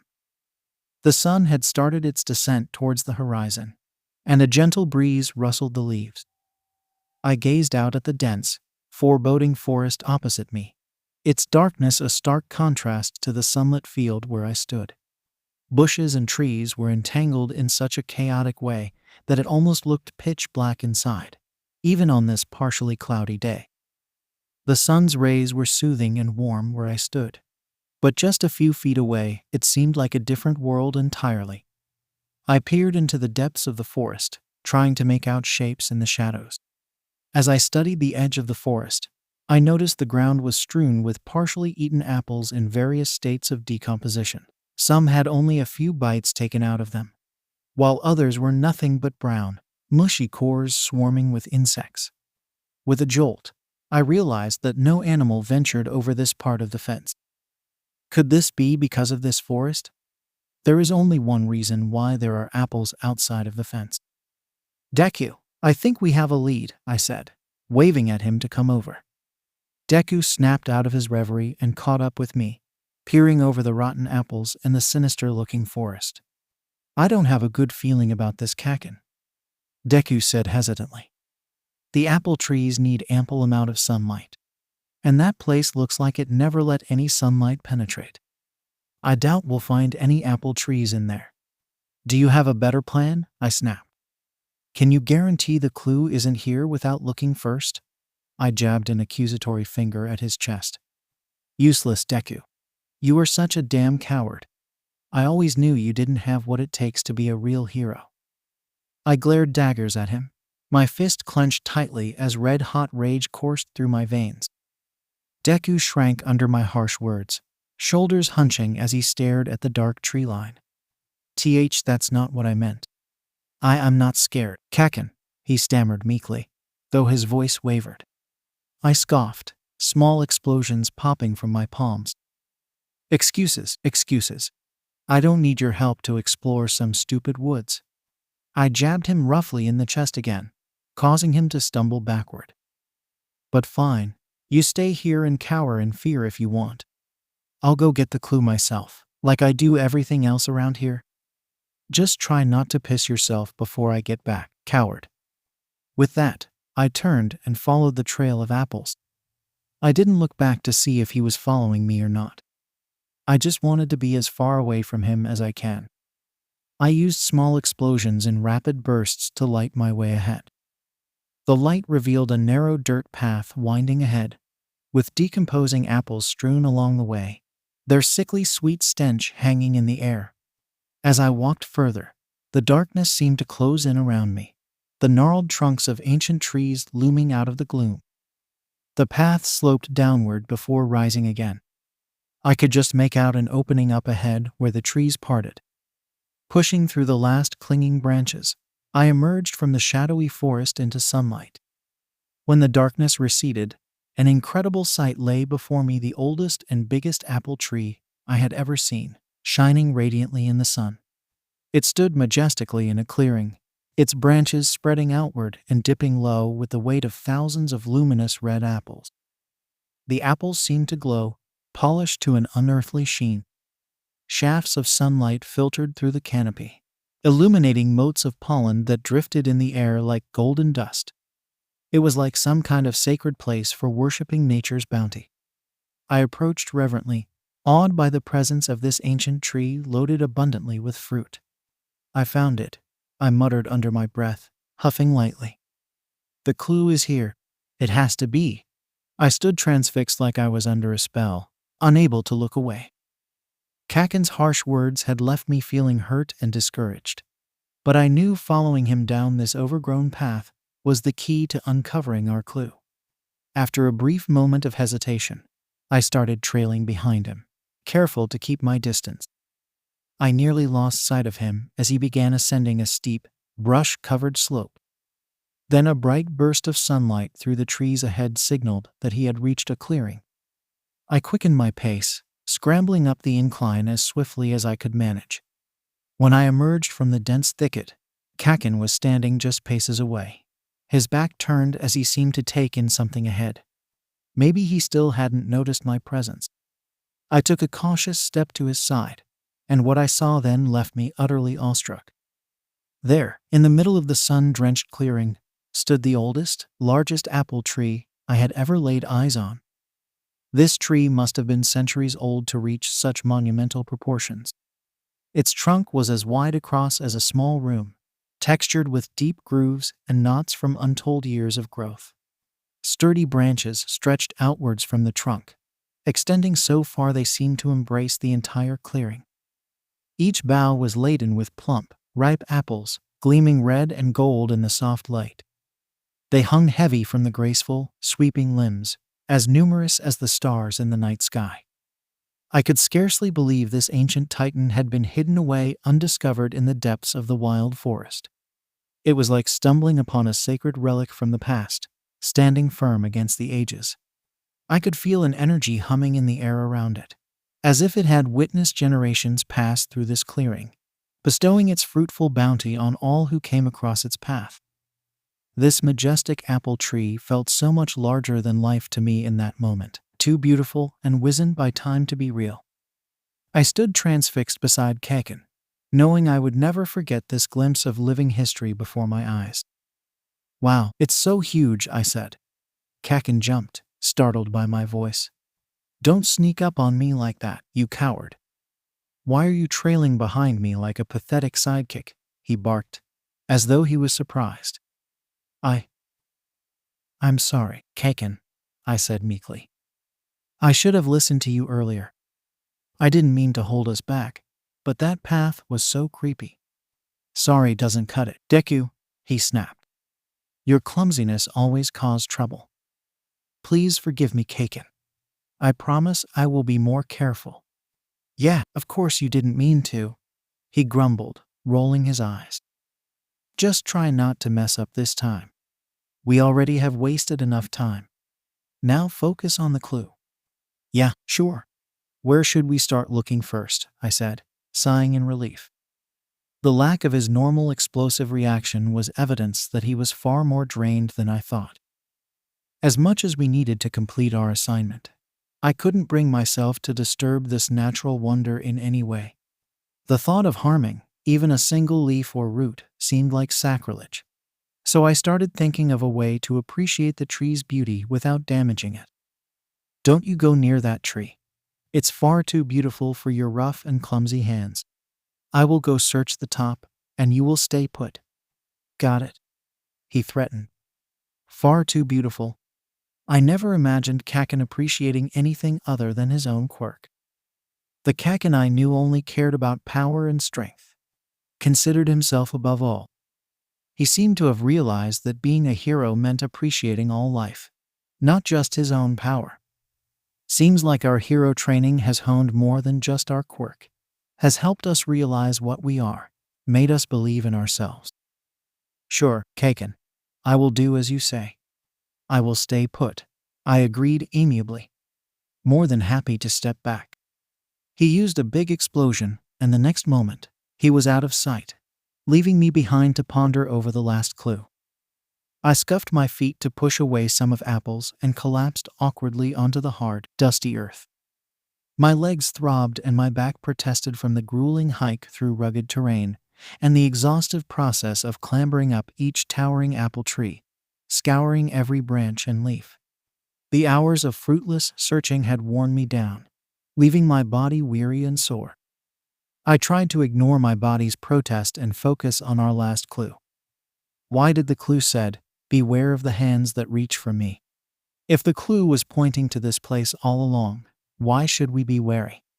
Judging by the overgrown tree, it seems no villager has discovered this place yet. The fence ended back there, and even within it, we saw many animals. So what danger could lurk here? The clue also said, "You can take the time to pause and retreat." Why retreat when we are so close to completing our assignment? This is the last checkpoint. The clue we find here will reveal the location of our hidden object. Suddenly, a growling sound pierced the silence, and I realized why I had felt so uneasy about this dark path. I stood shakily, searching for the sound source. Instinctively taking a fighting stance, I swung my bag around, pulling out my blade. The sound of rustling came from my right. Suddenly, 4 wolves emerged from the bushes. Everything seemed to freeze for a moment as we sized each other up. The way those wolves nonchalantly came here seemed like this was their place, and I am the intruder here. Their fur were matted and their eyes were wild, focused intently on me. As they bared their teeth, strands of saliva stretched between their jaws. The largest wolf, a hulking gray beast, took a step forward, snarling menacingly. The wolves' aggressive posture and lack of fear indicated these were no ordinary wolves. The wolves wasted no time and charged forward. I dropped into a crouch, dropping my bag, and knocked the first wolf into dirt and rolled right to create some distance. I sprang to my feet and took fighting stance reluctantly, as I don't want to hurt them. I looked the 3 wolves in the eyes to convey my silent message as they circled me. My plea went unheard as the second wolf on my right lunged. I crouched low and spun, slicing the wolf's belly. It gave a miserable yelp, and I shuddered at the sound. I paid for it dearly when I failed to notice another wolf lunging at me. Its teeth sank into my arm, and I heard myself scream. The pain was like nothing I'd ever known. It echoed inside me, multiplying on itself, scraping at the bone. My blade clattered to the ground as I collapsed, the wolf's weight pressing me into the damp earth. I struggled beneath it, managing to dislodge the snarling beast before it could clamp down again. But as I staggered to my feet, a third wolf was already barreling towards me. Adrenaline surged through me as I focused my power, channeling 20% of one for all into my fist. Detroit smash. There was a sickening wolf flew backwards and crashed limply to the ground, defeated. I stared at its motionless form and prayed for forgiveness for my sin. My heart ached, and I was on the verge of sobbing. The first wolf had recovered and was circling. I tried to ignore the pain in my right arm and stood up slowly. I don't want to attack them.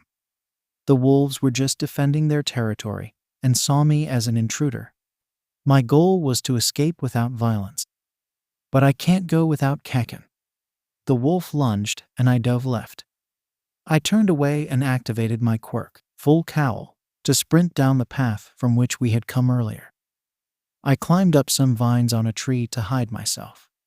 I could hear the wolves approaching below, before they stopped and retreated. I let out a deep sigh of relief as I cradled my injured arm, which was radiating waves of pain from the altercation. Suddenly, a loud boom echoed through the trees, which could only mean one thing: 𝐭𝐻𝐿 had returned. I quickly jumped down the tree and sprinted towards the sound. I was horrified by the scene before me. One wolf lay twitching to my right, a big dark patch of blood covering its belly, and 2 wolves were pinning the blonde boy. I activated Full Cowl again and kicked the wolves forcefully to get them away from 𝐭𝐻𝐿. I seized one of the wolves by the scruff of its neck and hurled it with all my might across the bushes. It let out a pained yelp as it crashed into the undergrowth. I was about to do the same to the second wolf when it lunged at me. I grabbed the wolf's neck in a chokehold before it could sink its teeth into me. The wolf's hind legs scrabbled at the sand. Its eyes rolled, frightened whites showing bright against its matted fur. A high whine rose from its chest, and then it was over. The wolf's body stilled as the life drained from it. I had acted on pure instinct to save my friend, not wanting to kill the wolf, but having no other choice. I gently laid the now lifeless wolf on the ground and scanned the area to ensure there were no other threats. My heart was pounding, my hands shaking. I sat down in the sand, trying to catch my breath and compose myself. Even though I felt hot tears running down my cheeks, I pressed my lips together firmly to keep from sobbing. 𝐭𝐻𝐿 faced me and barked, "Is this the way you stay put?" I was stunned. I had just saved his life, and this was his response. Anger swelled up in me as I shouted back, "Is this the way you say thank you?" I stared at him in disbelief. I had risked myself for him without a second thought, and he couldn't even muster a word of acknowledgement. Well, I had never really expected a thank you from him. But this was not on my list of reactions. "I don't fucking need saving, especially not from a useless nerd like you," 𝐭𝐻𝐿 shouted back. "This could have been avoided if you had just fucking stayed put like I told you. What did you expect from me when I see my best friend in danger? Sit tight and enjoy watching you die," I retorted, clenching my fists, my voice tight with frustration. "I never asked for your fucking help," 𝐭𝐻𝐿 snapped. "Who do you think you are, acting like a fucking hero? You're nothing but a quirkless loser, shithead." "I am not quirkless anymore," I shouted with all my might, my voice straining. "Why can't you accept it? I am not that same weak, worthless Deku from before. You're so arrogant and blinded, 𝐭𝐻𝐿. You can't see anyone else getting better. Even after I got a quirk, you never saw me as human, only as someone beneath you. What more must I do to be seen as a person, if not a hero? When I started at 𝐒𝐽, I told myself I wouldn't let your cruel words affect me, but they still cut deeply. You were my only friend, yet you turned your back on me."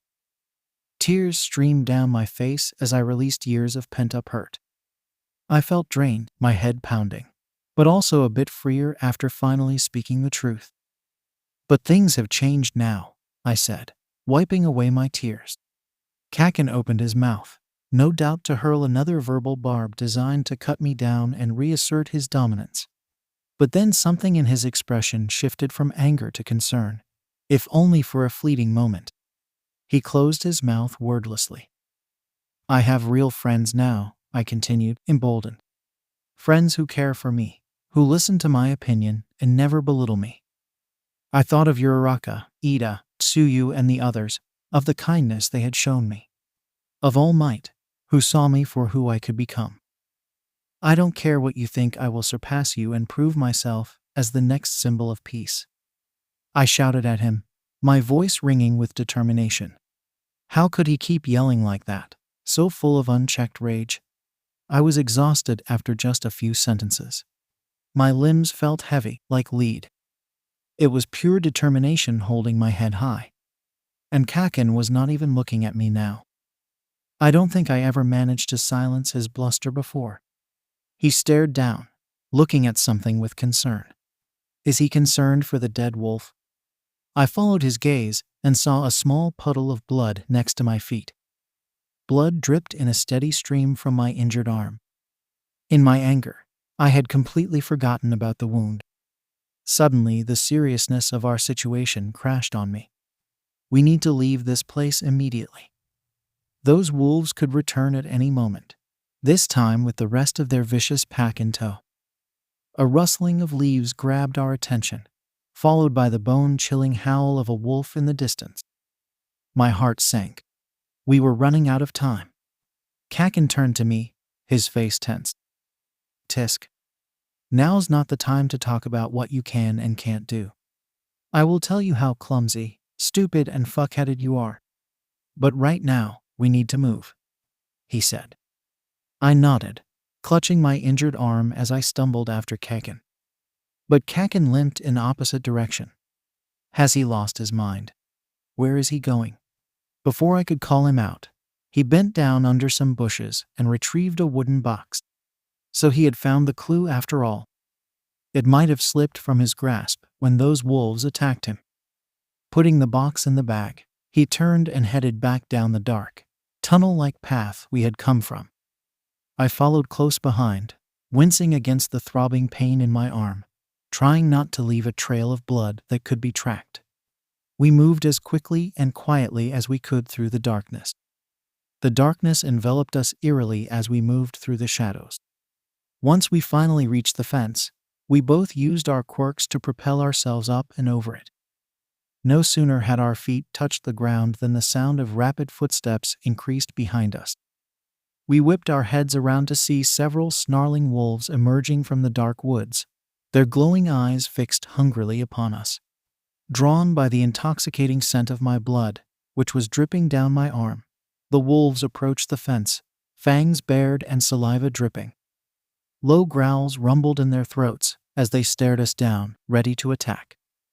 One particularly large wolf threw back its head and let out a chilling howl. Drawn by the intoxicating scent of Deku's blood, the wolves approached the fence, fangs bared and saliva dripping. Low growls rumbled in their throats as they stared us down, ready to attack. One particularly large wolf threw back its head and let out a chilling howl. But they were unable to cross the sturdy divide. We flinched back from their snapping jaws and vicious growls, taking several cautious steps away. My palms itched to ignite, to unleash the explosive power on those wolves. Oh, how much I wanted to blast them away. I could see the satisfying impacts, the beasts yelping as they flew through the air. But I shouldn't give in to temptation this time. My ankle is still throbbing, and I am exhausted.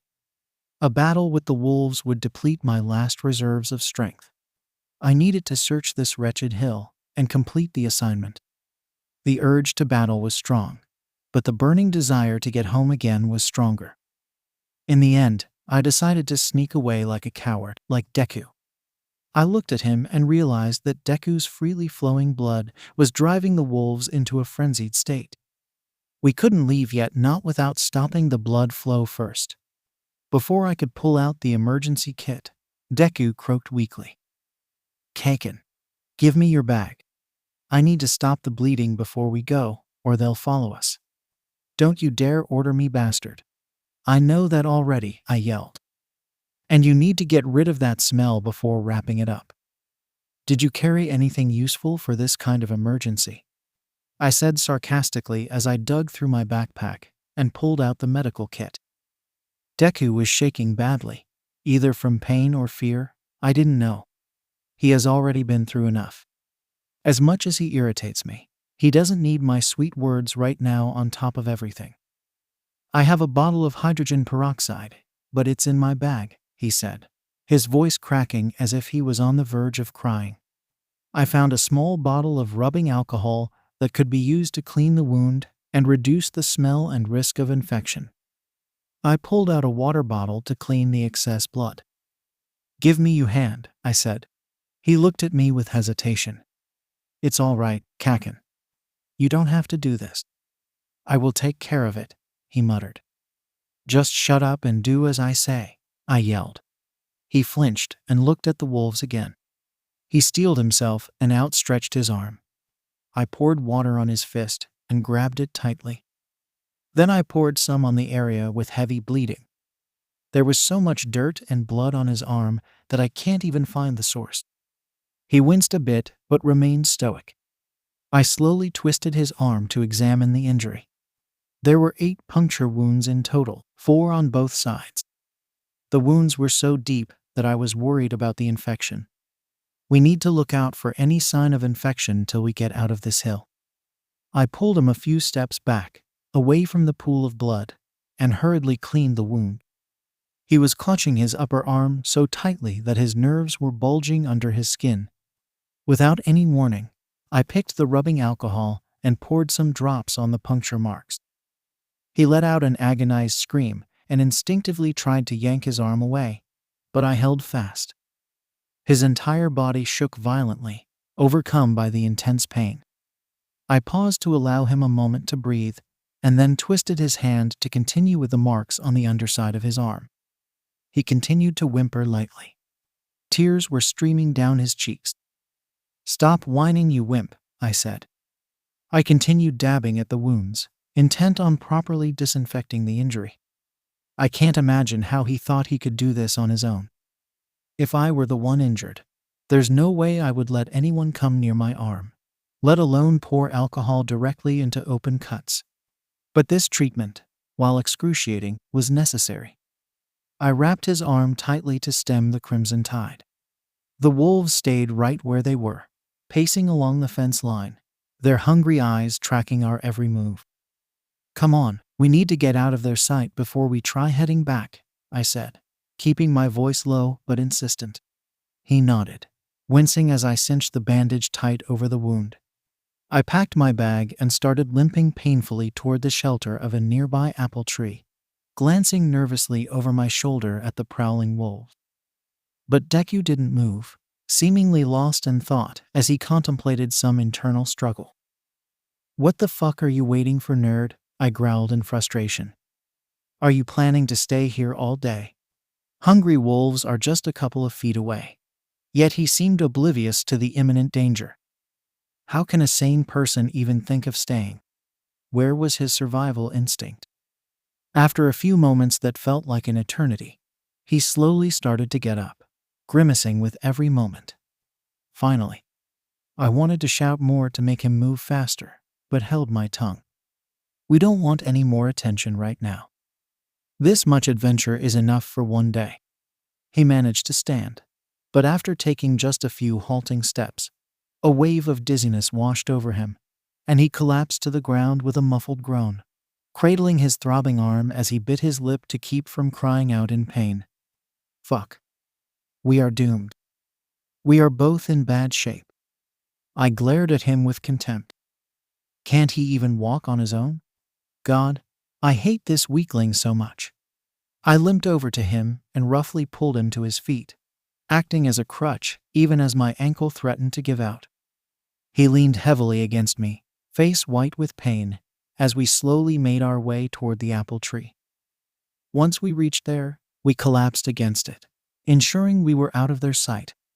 Every muscle in my body screamed for rest. We sat there for some time, watching the wolves every now and then. I collected some apples in my bag and munched on one. I offered one to him, but he declined. I shrugged and kept on munching. I wanted to open that damn box and check the final clue. But if I do it now, Deku would probably want to have a look, and will never stop babbling. Even though we were both exhausted, he kept twisting and turning like he couldn't find a comfortable position. Perhaps his arm is not the only injury he has. He is in a lot of pain. I could tell just by looking at his face. The permanent frown, eyes opening to slits and beads to sweat, clung to his brow. So I gave him painkiller, but he refused, said he can't take it on empty stomach or something. I want to murder him right now. He was the one to refuse the apple when I offered him only to have him complain afterwards. But I held my emotions in check. His face developed a green shade. I don't want him to be sick here when we are trying to be as silent as possible. In the end, I forced the painkiller down his throat and watched him intently. His posture seemed to relax a bit, and soon his eyes grew heavy as started dozing. The sun began to set over the treetops, casting an orange glow over us.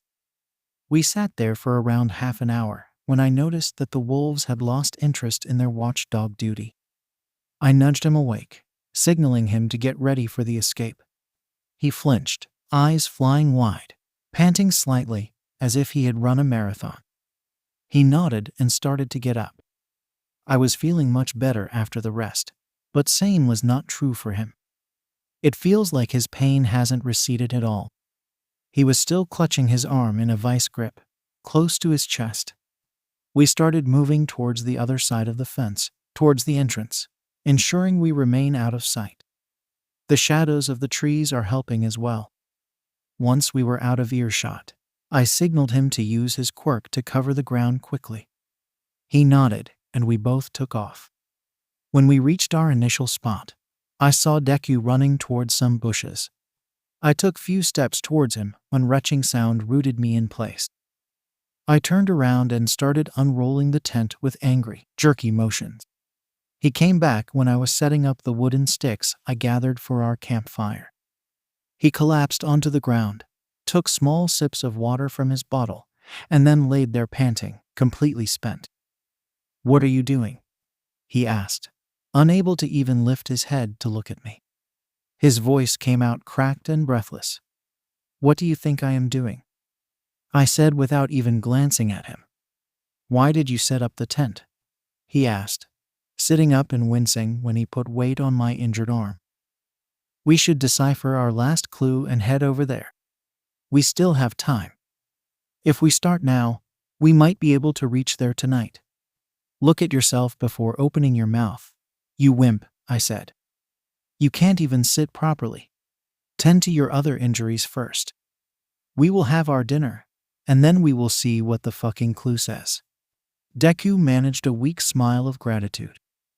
"All right, thanks Kaken. But I am not hungry. I will just rest in the tent then, till you finish your dinner."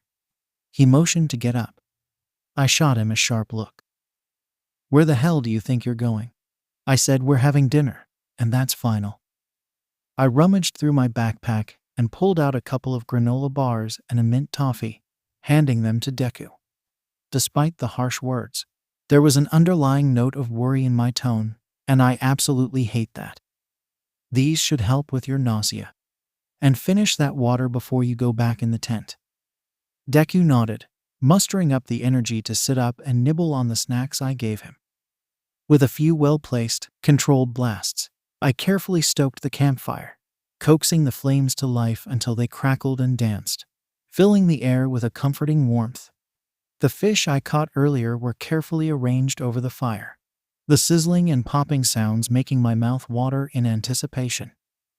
Meanwhile, Deku remained uncharacteristically quiet. He was still trembling slightly and feeling uneasy. He tried to hide it, but his shaking hands and occasional deep breaths gave him away. Whatever. I am not concerned for him. I will give him rest for the first watch, but then he needs to take over. He is not the only one exhausted and injured here.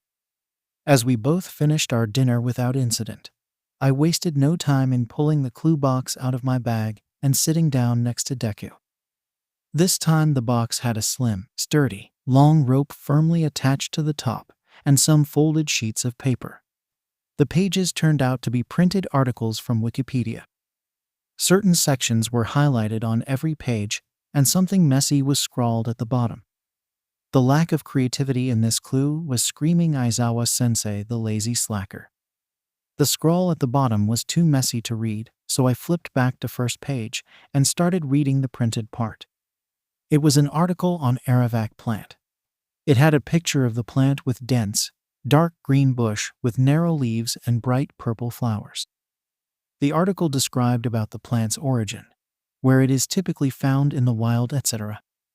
However, the truly fascinating information was contained within the highlighted sections, which delved into the various uses and applications of the 𝗂𝗏𝗥 plant. Apparently, the extract from the leaves of this plant are used in pain relief medicines. The scrawl at the bottom said, "Rub the leaves around the injured part or bruise if you've lost the emergency kit or run out of the painkillers." He already summarized the page, so in my opinion, it wasn't important to read the complete page, but I thought Deku would like to read every inch of that page, that nerd. When I glanced at Deku to see if he has completed reading so that I can flip the page, I met with a concerning sight. Deku's brows were furrowed, his jaw clenched tightly, and his eyes squeezed shut, a clear sign that he was suffering from a pounding headache. His injured hand found its way back to his chest, and his other hand sneaked around it and clutched the shoulder in tight grip.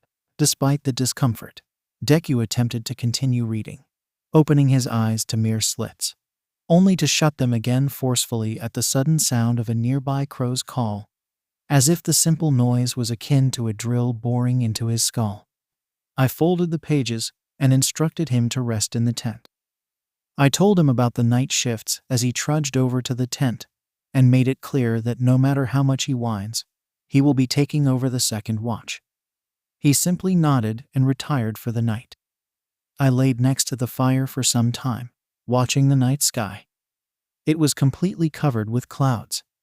Rather than the clear, twinkling expanse I had hoped to see, the heavens were blanketed in a thick, heavy layer of clouds, an ominous harbinger of the storm that was soon to come. The air felt thick and charged. I watched swirling patterns of the clouds as they obscured the stars, knowing that at any moment the floodgates would open.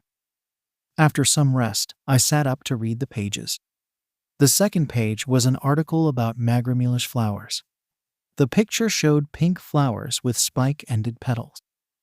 The flowers were growing in a bunch of 20 with straight and sturdy stems. I read a few highlighted lines, but quickly realized that I should not make that mistake again. It's so confusing, and I am not exaggerating it. Take a look at it yourself. Its cathartic, diuretic, and antiscorbutic properties make it a good remedy for purifying blood. In some region, extract of the plant is applied as a poultice for cutting and bruising. The juice made from the plant is also applied to stop bleeding. Besides that, tea and tincture prepared from the leaves of this plant cures influenza within a short span of time. I skipped to the handwritten text at the bottom. If you are unable to stop the bleeding, crush these flowers and apply them directly to the wound. Use the leaves to cover the wound, but make sure they are not in direct contact with the wound, as they are toxic in nature. I read the next article about actordium roots and was determined to complete all the pages. However, just as I was about to read the last page, I saw Deku running out of the tent and throwing up in the bushes. Great, he can't even keep a granola bar down now. Sighing inwardly, I carefully folded the pages, placed them back in the box, and pulled a bottle from my bag for him. I am not concerned about him. I just don't want him to complain when his shift starts. As I approached him, his entire body trembled uncontrollably, his chest heaving with each labored breath. Beads of sweat had soaked through his clothing, and his eyes were bulging with each painful contraction, as if his very stomach was straining to escape his mouth. Suddenly, his legs buckled, and he was about to fall face first on his own vomit if I hadn't held him at the last moment. I dragged him a few steps back and laid him gently on the ground. He clutched his head tightly with both hands, his face contorted in agony as he writhed and moaned in sheer pain. Conclusion: his excruciating headache was causing him even more distress than his injury. I lifted his head and made him slowly slip and spit out some water to get rid of the foul smell.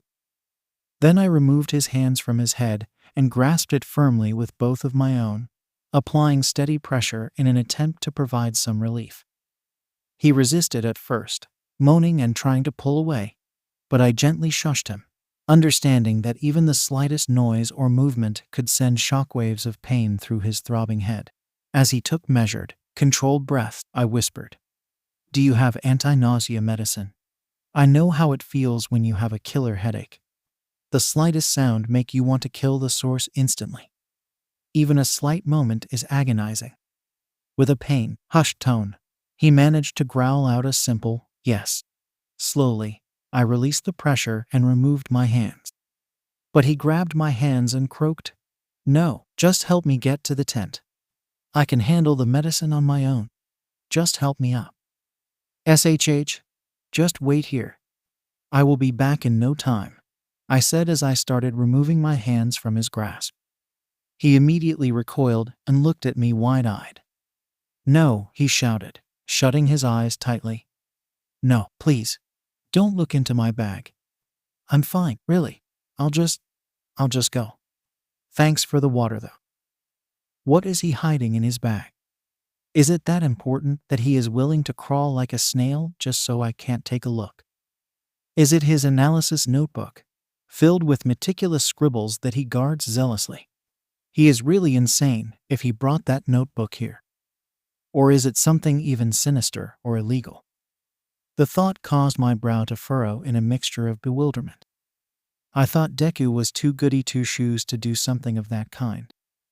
I watched him intently as he tried to get up twice and failed as soon as he put his injured arm to use. As I grabbed his good hand and pulled him upright, the sudden movement caused his face to turn a sickly greenish hue, and he immediately retched, vomiting all over himself. Curling onto his side, he continued to retch and heave, his body racked with the violent spasms. I could no longer deny the feeling of growing concern for him. I was truly worried for him. His condition is clearly deteriorating by each passing second. This is not the time to pry into his dark secrets. I am not interested in whatever he is hiding. He needs fluids and a quiet, dark place to rest right now. After his last dry heaves subsided, he weakly collapsed on the ground again. Quickly, I retrieved a cool, refreshing mint-scented face wipe from my bag and gently cleaned the vomit from his ashen face. I slowly sat him up, slipping my hands under his armpits and starting to carefully drag and guide him towards the tent. Once inside, I began to peel off his ruined shirt, revealing a troubling sight. There, on his right shoulder, was a large, dark bruise, the skin mottled and discolored. Grabbing another wipe and shining my flashlight, I inspected the area more closely, but the sight of the angry, discolored flesh on his back was deeply unsettling. Not only was that substantial bruise present, but another, smaller one had formed just above his hip as well. All the while, Deku continued to writhe and moan in obvious agony.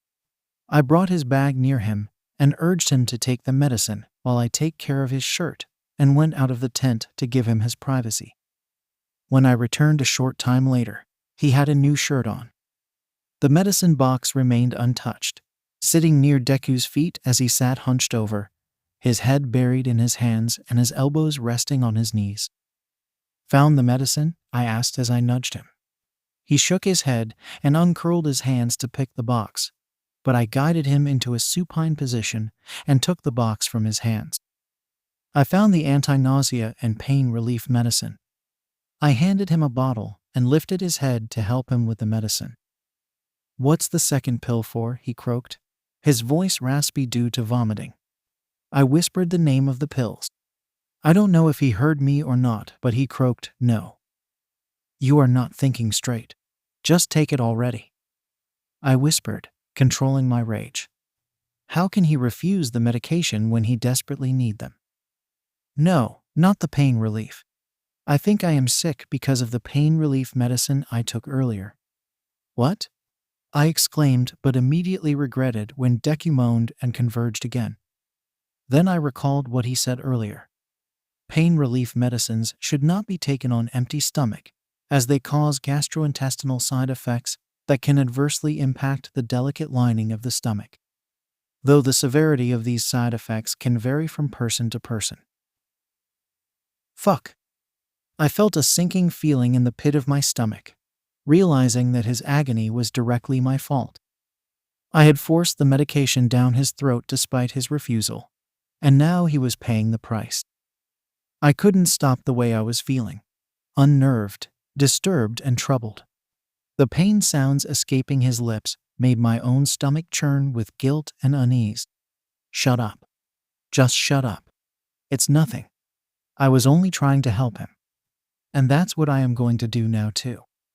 I am not regretting my decision of giving him pain medication. There is no time to feel guilty. I did what I thought was right, though the consequences of my actions has landed Deku in this mess. But I am determined to make things right.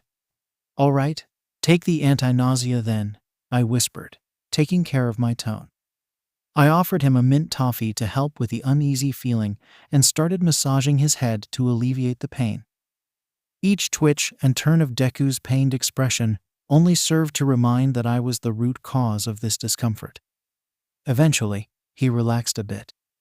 As time passed, the pitter-patter of raindrops against the tent began to fill the air. I initially intended to rouse Deku from his misery-induced slumber to start his nightly watch as agreed. But I simply couldn't bring myself to disturb him when he was suffering so greatly, not after my own actions had precipitated this condition. Throughout the night, I remained steadfastly by his side, determined to soothe the slight fever that gripped him. Even before opening my eyes, I could sense the warmth of the sunlight filtering in through the gap in the tent. The gentle chirping of birds outside immediately caught my attention. Blinking a few times to clear the lingering haze from my vision, I took in my surroundings with a growing sense of recognition. There, sitting patiently by my side, was 𝐭𝐴𝐻, head drooping on his chest and eyes closed in light doze, who I now recalled had been there for me all night. The memories came flooding back: the debilitating headache, the nausea that had led to vomiting, and 𝐭𝐴𝐻's unwavering presence and care throughout it all. I remembered the intense pain and how 𝐭𝐴𝐻 had come to my aid and spoken to me in a tone so uncharacteristically gentle and soothing. It was a side of him that I hadn't seen in years, not since we were kids playing together in the park. I could vividly recall that day when we were having a friendly running competition, and I stumbled and fell, scraping my knee badly and breaking down into tears. For the fact, I am still a crybaby. Without hesitation, 𝐭𝐴𝐻 had rushed to my side, completely ignoring our competition, his usual brash demeanor melting away as he fussed over my injury and did his best to comfort me. In that moment, 𝐭𝐴𝐻 had been like an older brother, his rough edges softened by genuine concern. I had always treasured those rare instances when 𝐭𝐴𝐻's tough exterior crumbled, and I was able to glimpse the caring person underneath. Now, as I watched him dozing, I couldn't help but wonder what had prompted this latest display of tenderness. Was it simply a result of Aizawa-sensei's threat? Or was there something more to it? I can't say for certain, but I found myself longing for the days when 𝐭𝐴𝐻's kindness had come more freely, untainted by our quirk status. I sat up quietly and sighed in relief. The headache had finally subsided. However, the dull ache in right shoulder and arm remained. I cleared the space to gently lay 𝐭𝐴𝐻 onto the spot I just vacated. The moment my hands made contact with his shoulders, his eyes flew open, his body tensing as he prepared to push me away. But then, recognition dawned on his face, and he visibly relaxed, if only slightly. "You're up," he said, his gruff voice cutting through the silence. "Yes," I replied, nodding. "You can rest here. I am sorry I didn't woke up for my shift." How is your headache?" he asked, easing into supine position to catch some sleep. "It's gone now, but my shoulder is still hurting a bit. Thank you for helping me last night." "I will." 𝐭𝐴𝐻 rolled his eyes and cut me off. "Ugh, don't mention it. Just remember that I saved your sorry ass last night, and you owe me big time. Besides, I didn't exactly help you with your headache. I just, did what the old hag do whenever I am down. Don't get it twisted. Now, get the fuck out. Just because you brought this tent doesn't mean you own it. I am going to sleep here, and you will do whatever the fuck you want outside of this tent. Go with that." He turned away from me and closed his eyes. I couldn't help but smile like an idiot. It doesn't matter what he said. Just a week ago, he would have undoubtedly reacted with his trademark explosive rage, shouting at me to go home and die, you fucking bastard. But last night, something had changed. His words had come out soft and gentle, almost dreamlike in their uncharacteristic tenderness. It was so strikingly different from the 𝐭𝐽𝐻 I knew, the brash and unyielding force of nature who never held back his contempt, that for a moment I actually wondered if someone had kidnapped the real 𝐭𝐽𝐻 and replaced him with an alien imposter. I took the clue box sitting atop his bag with me. Now that I am feeling better, I was determined to read each page with meticulous attention to detail. The last page proved to be the jackpot. It precisely explained the location of the coveted prize, how to find it, and the quickest route back. I knew from the handwriting that this clue has been set up by Aizawa-sensei. I couldn't help but wonder just how far Aizawa-sensei was willing to go to help us succeed, to watch us complete this assignment together. This last page read, "Now, here are your clues to complete the assignment. You are currently in the southern side of the Kinnigan Hill. The prize is hidden at the peak of the mountain. Follow the winding path from the left of Apple Orchard that leads to the summit. The path will take you through a dense forest of cedar trees.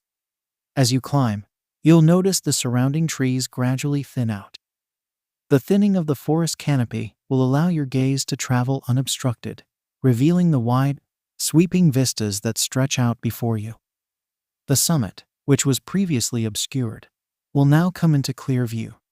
You need to pay attention to the craggy outcroppings and crevices dotting the landscape.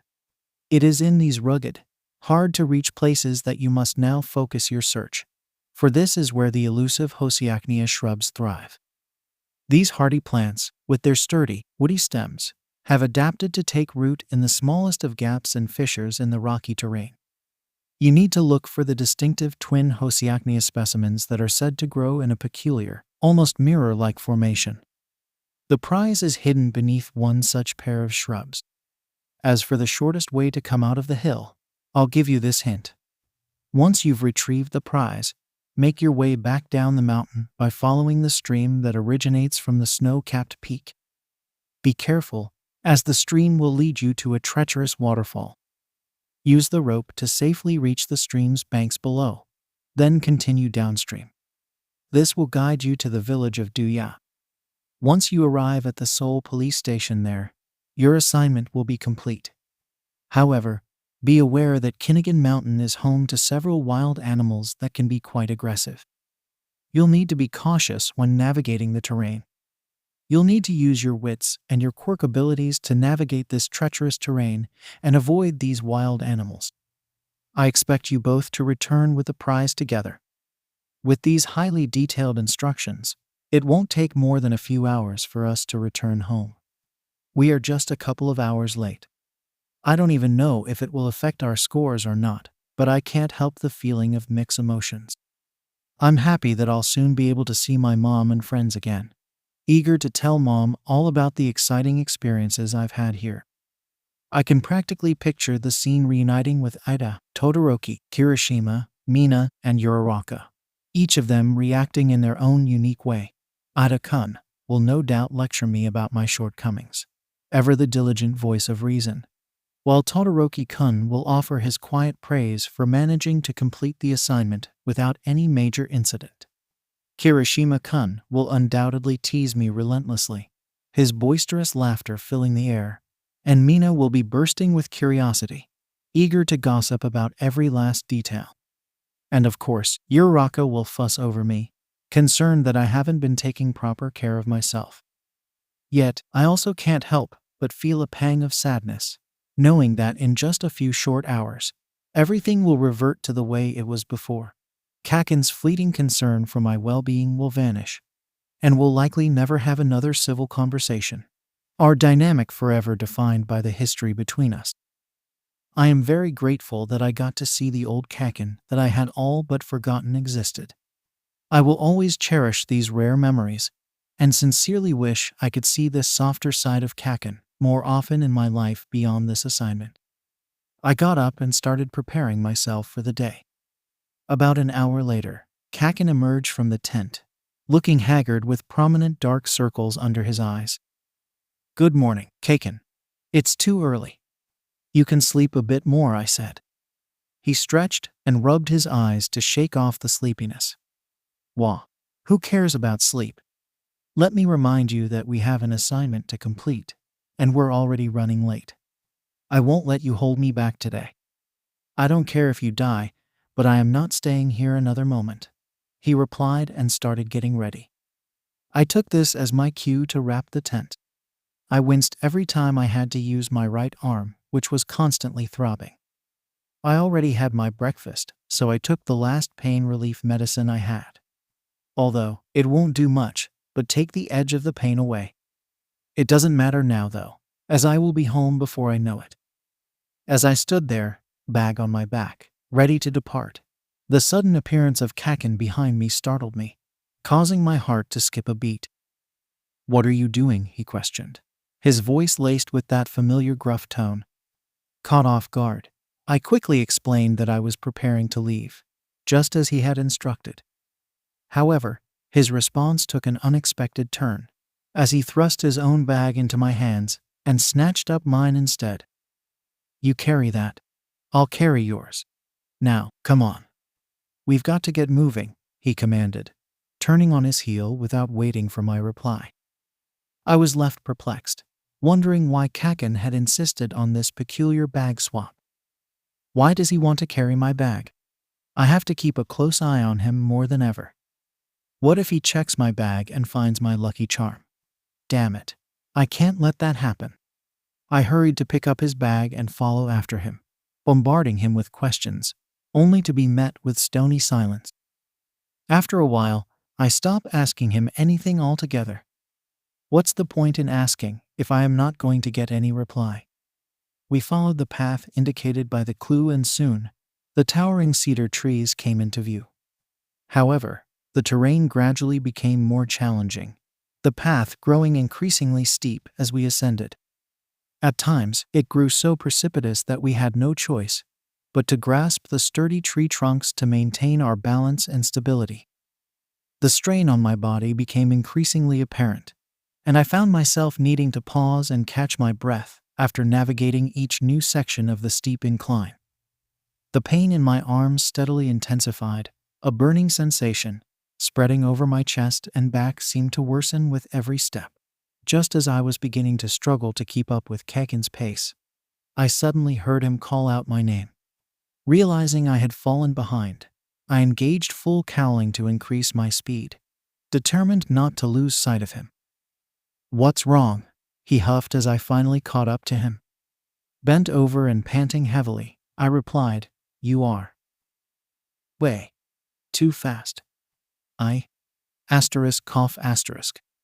to take breaks to catch my breath." "Amazing. I'm the one carrying your heavy bag and dealing with a burning pain in my leg. Yet you're the one who needs to catch your breath," he said venomously. "Great. Could you be any more pathetic? I'm trying my hardest to keep up the pace, but you keep slowing us down." "I'm sorry, 𝐭𝐻𝐿," I managed between labored breaths. "Can we take a small break? Are you deaf or what? We are not going to waste our time now that we are so close. Man up for once and move." I looked up at him and pleaded with my eyes. I didn't want to accept it, but after using my quirk, I could feel the nausea rising, the pain in my chest making it agonizing to draw a full breath. "Tesk. Fine. But this is the last break you will be taking today. Got it." I nodded gratefully and slumped against the tree trunk, clutching my aching arm. I focused on steadying my breathing, willing my stomach to settle.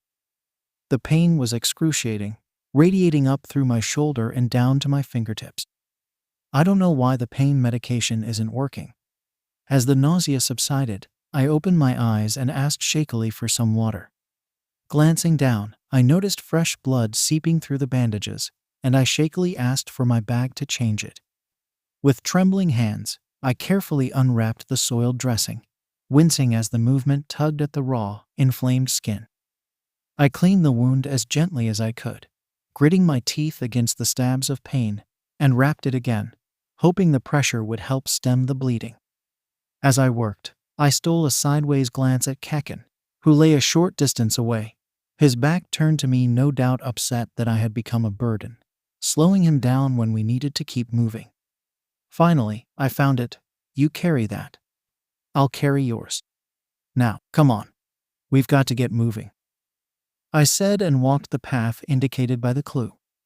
I could scarcely contain my excitement to tackle this assignment, the prospect of success driving me forward with unbridled energy.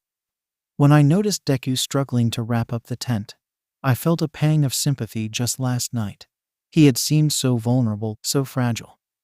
I wanted to rush over and lend a hand, to ensure we could move as quickly as possible. But I caught myself, shaking off that uncharacteristic softness. No, I chided internally. You cannot afford to be distracted by the pebbles on the road to your success. Deku is Deku, and the extras do not matter. Still, the memory of his earlier distress lingered, a quiet unease that I couldn't quite shake. If he truly needed assistance, he would have to ask for it himself. I could not afford to be slowed by anything or anyone. As he stood there, bags packed and ready to go, it was clear he was struggling to manage the weight of it all. The strain was evident on his face, his brow furrowed with the effort of hoisting the bulky, cumbersome luggage. Yet, he refused to ask for assistance. Seeing his silent suffering, I knew I had to act. Quietly, I approached him and swapped our bags. I knew he had taken the last of his pain medication, which would provide only temporary relief. But by taking his bag, I could ensure he wouldn't have to endure the added strain of hauling that heavy load, allowing him to focus on managing his discomfort in a more sustainable way. It was the least I could do. And then his questioning started. Why had I taken his bag? Couldn't he use his brain for once, instead of just bombarding me with pointless questions? Some nerd. I wanted nothing more than to yell at him and make him shut up. But even as his voice droned on, my curiosity was piqued at going through his contents. I tuned out his annoying rambling and kept my focus fixed firmly on the path ahead. After what felt like an eternity, he finally fell silent, realizing I had no intention of responding to his endless questions. The path gradually became steeper, putting strain on my leg, but my determination to complete the assignment kept me going. We walked on, neither of us uttering a single word, and I lost track of how much time had passed before I realized we hadn't spoken in over an hour. It was the silence that was the most disturbing. Normally, I'd have relished the quietness, glad that he'd finally shut up. But for some reason, it almost bothered me. No. He was fine, just being slow. I could barely even hear his footsteps anymore because he was so far behind. I clenched my jaw and pulled to a stop. It was time to see just what was slowing him down. Angrily, I swerved around, ready to yell at him for not keeping up when my body froze. Deku was nowhere to be seen. I lost him. I started calling his name and was about to go back and look for him when he appeared, using his quirk to cover the distance. "What's wrong?" I asked, curiously. Deku was obviously struggling to keep standing, swaying on his feet and practically having to lean against trees. His breathing came in short, labored gasps, as if he was barely able to draw air into his lungs. The blood was drained from his face and his knees bowed beneath his weight. I hadn't expected this. What had happened to him in this last hour? "You are? Way too fast. I cough had to take breaks to catch my breath." He gasped out. Anger coursed through my veins. I am too fast. I am carrying his fucking huge bag and my leg is screaming for rest. Yet he is the one who wants to take a break. Absolutely not. If his condition is that bad, he should be the one eager to complete the assignment and head back home. That sleepy head even pointed out the fastest route. Then he had the audacity to look at me with his puppy eyes. At first, I wanted to ignore his pitiful look and continue ahead, but the blood on his arm and his ashen face changed my mind. Perhaps a few minutes break is in order. I could use it too to rest my leg. I sighed and sat down on the ground to relax. After some time, Deku asked for some water, and I pushed his bag towards him. As he unwrapped his wounded arm and winced, I felt my stomach drop. I turned away, hiding my face as I lay on the ground. Each hiss and whimper from Deku's lips made my stomach twist with guilt, for I know I am the root cause of his current state. If only I had returned to Deku's side sooner, rather than lingering at the top of that apple tree, this whole mess could have been avoided. His confrontation with the wolves could have been avoided. If only I hadn't lost my focus and blasted those wolves away. He wouldn't have to come out of his hiding spot to save me. If only I had listened to him when he refused to take pain medication, he wouldn't be suffering so visibly now. And that was the worst part of it. After Deku had taken a much-needed rest break, he announced that he was ready to continue, and we resumed our ascent. This time I kept my pace slow so as to keep an eye on him. As we climbed higher, the once lush forest began to thin out, not due to any natural thinning of the trees, but rather a consequence of the heavy rains this area received. Fallen trees littered the path, their trunks jagged and splintered, while those that remained standing were bent at odd angles, their branches broken and twisted. The soft, grassy ground beneath our feet gradually gave way to a rough, stone-strewn surface, a harbinger of the more treacherous terrain that lay ahead. This area was treacherous, with a slippery, uneven footing that required our utmost caution. We decided to leave our bags near a sturdy tree, marking the spot so that we could easily locate it upon our return, and continued our search. We split up, taking a different direction to search for the twin 𝐒𝐬𝐽𝐽𝐲 shrub. We agreed to reconvene at this very spot in exactly 1 hour, no matter what we had or had not discovered in our quest. As I scanned the rocky terrain intently, as instructed, I kept a close eye on Deku as well, who was using his quirk to quickly survey the area. I searched diligently, hoping to find the elusive twin 𝗒𝐬𝐽𝐽𝐲 shrub that Aizawa had tasked us with locating. After some time, I did spot some bent 𝗒𝐬𝐽𝐽𝐲 shrub, but they were not the specific one we were looking for. The uneven, treacherous ground made navigation difficult, and I slipped a few times, getting a first-hand understanding of just how perilous it could be if we ventured any higher up the mountain. I continued my search, carefully inspecting the various crevices and crannies, wondering where Aizawa could have hidden our prize. He wanted us to reach the peak of the mountain, so I knew I would have to keep climbing upwards if I want to be on my way back soon. The temperature was bitterly cold up here. As we had ascended and lost the shelter of the trees, the frigid mountain air had set in, chilling me to the bone. The altitude had grown significantly, the air growing thinner and more difficult to breathe with each step. My lungs burned as I forced myself onward. I climbed a bit higher and resumed my search. I had already spent 45 minutes scouring this desolate area. I was about to turn back, resigning myself to failure, when a flash of yet another bent 𝗒𝐬𝐽𝐽𝐲 shrub caught my eye in the distance. I was about to ignore it, but then I saw another leaf at its base. This is it. I found it.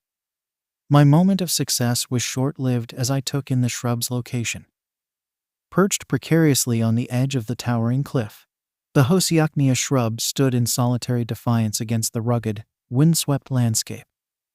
The sheer, jagged rock face rose up over 10 meters from where the plant clung to the precipice, a dizzying height that seemed to mock any attempt to reach it. Even if I use my quirk to stay steady mid-air, my hands won't be free to inspect the area properly.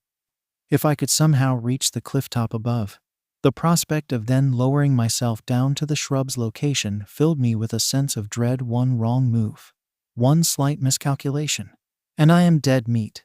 A 50-meter plunge to the unforgiving rocks and raging waters below.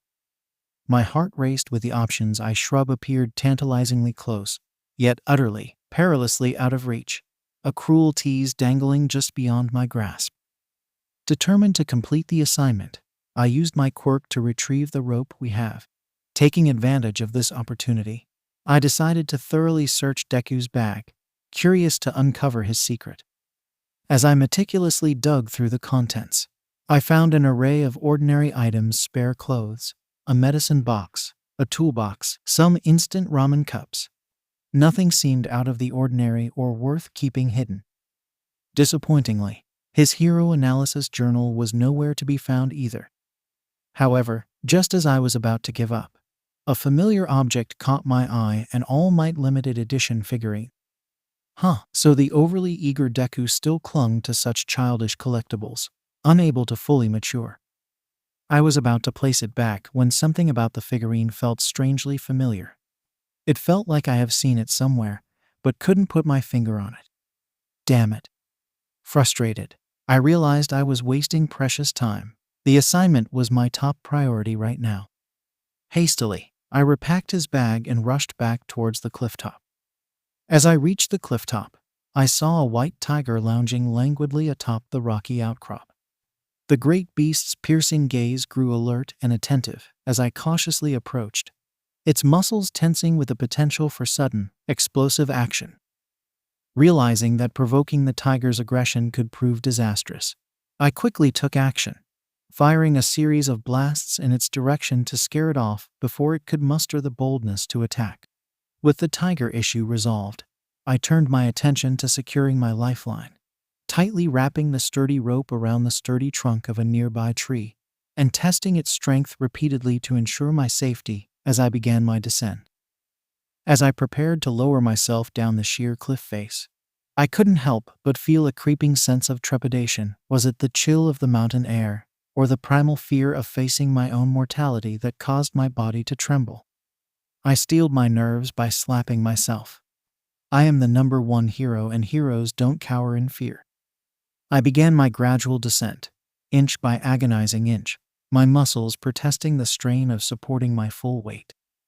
Growing increasingly frustrated with the slow progress, I eventually opted to use my quirk to keep me aloft and cover greater distance in a shorter span of time.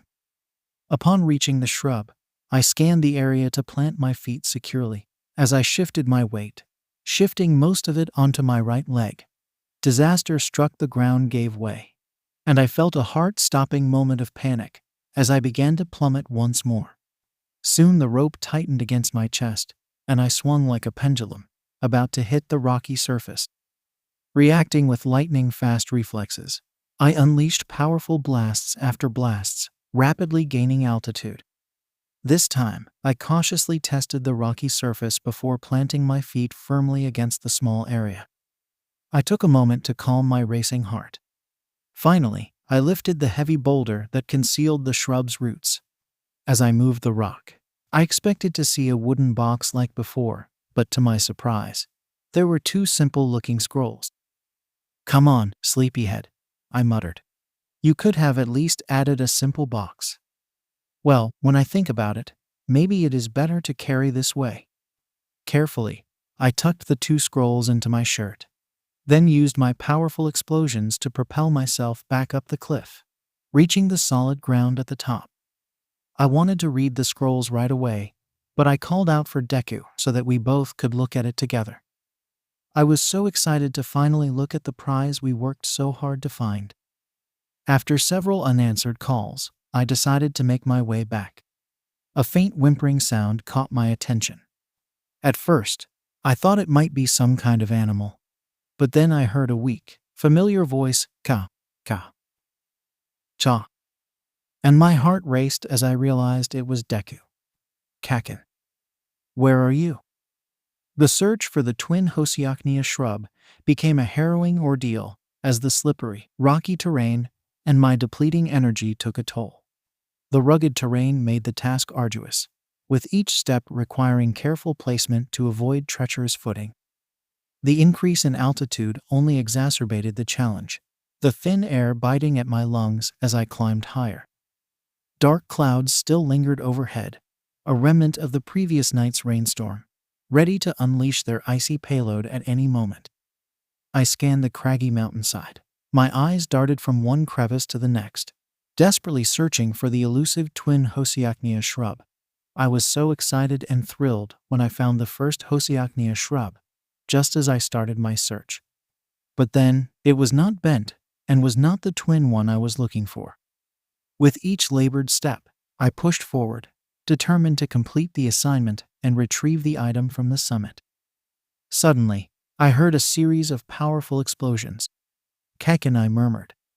I decided to close the distance between us so that we could search for it together. As I made my way across the uneven terrain, the explosions grew louder and more frequent, signaling 𝐭𝐝's approach.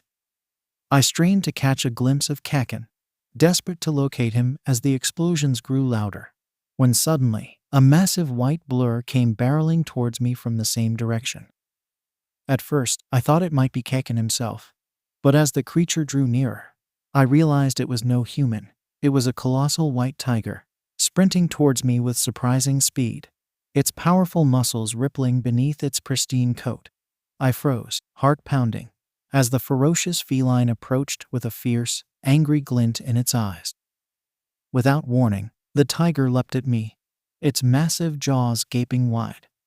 In a split-second reaction, I crouched low and rolled swiftly to the right, narrowly avoiding the creature's powerful pounce. But as I moved, a searing pain shot through my right arm, a painful reminder of the injury that still lingered. Shakily, I rose to my feet, adrenaline coursing through my veins, as the tiger reared back and charged at me once more. Determined to defend myself, I formulated a plan. I would try to grab the beast's paws and hurl it away from me. Yet, the sheer speed, weight, and impact of the tiger's onslaught proved too much for my weakened right arm to handle, and my grip faltered. The tiger's razor-sharp claws slashed across my chest, sending me tumbling backwards. As it pounced on me again, ready to sink its teeth into my flesh, I knew I had to act fast. Summoning every ounce of my strength, I unleashed my powerful quirk, delivering a forceful kick to the tiger's side. With great effort, I then managed to get back on my feet and, using 20% of my quirk, I broke a nearby tree and hurled it towards the beast. The massive projectile swept the tiger a great distance across the ground before it finally came to a halt, prompting the frightened animal to turn and flee in the opposite direction. But it started running in the same direction as 𝐭𝐝. I quickly activated my full cowling and rushed to position myself directly in the tiger's path, blocking its escape. The frightened animal had no choice but to turn and flee into the woods, away from the threat I presented.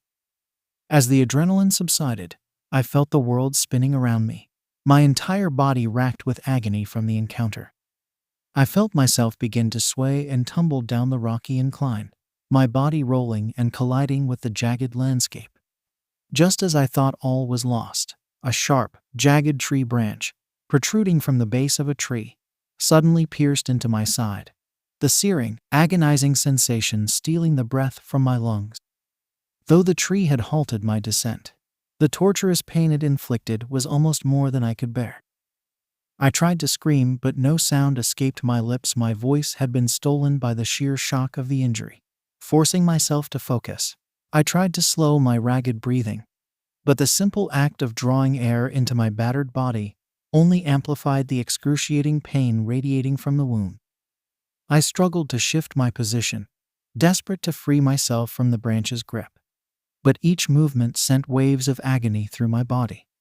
As I was about to lose consciousness, faint explosions in the distance suddenly caught my attention, and with a monumental effort, I mustered what little strength remained to call out for help. What came out was nothing but a hoarse whisper.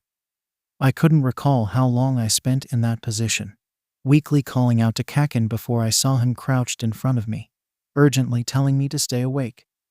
I don't know when I closed my eyes, but I woke up with a jolt and screamed like all hell broke loose as someone grabbed my waist, aggravating the pain. 𝐭𝐝 was speaking, but his words were muffled and distorted, as if I am submerged underwater and someone was desperately trying to pull me back up to the surface, only to let me sink back down again. This time, I mustered every last bit of my strength to stay afloat and focus on deciphering what 𝐭𝐝 was saying.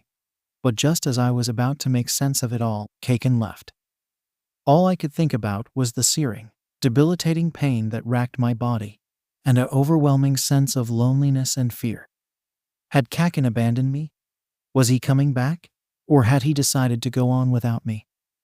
The overwhelming emotions had become too much to bear any longer, and I sobbed uncontrollable, my cries echoing through the deafening silence.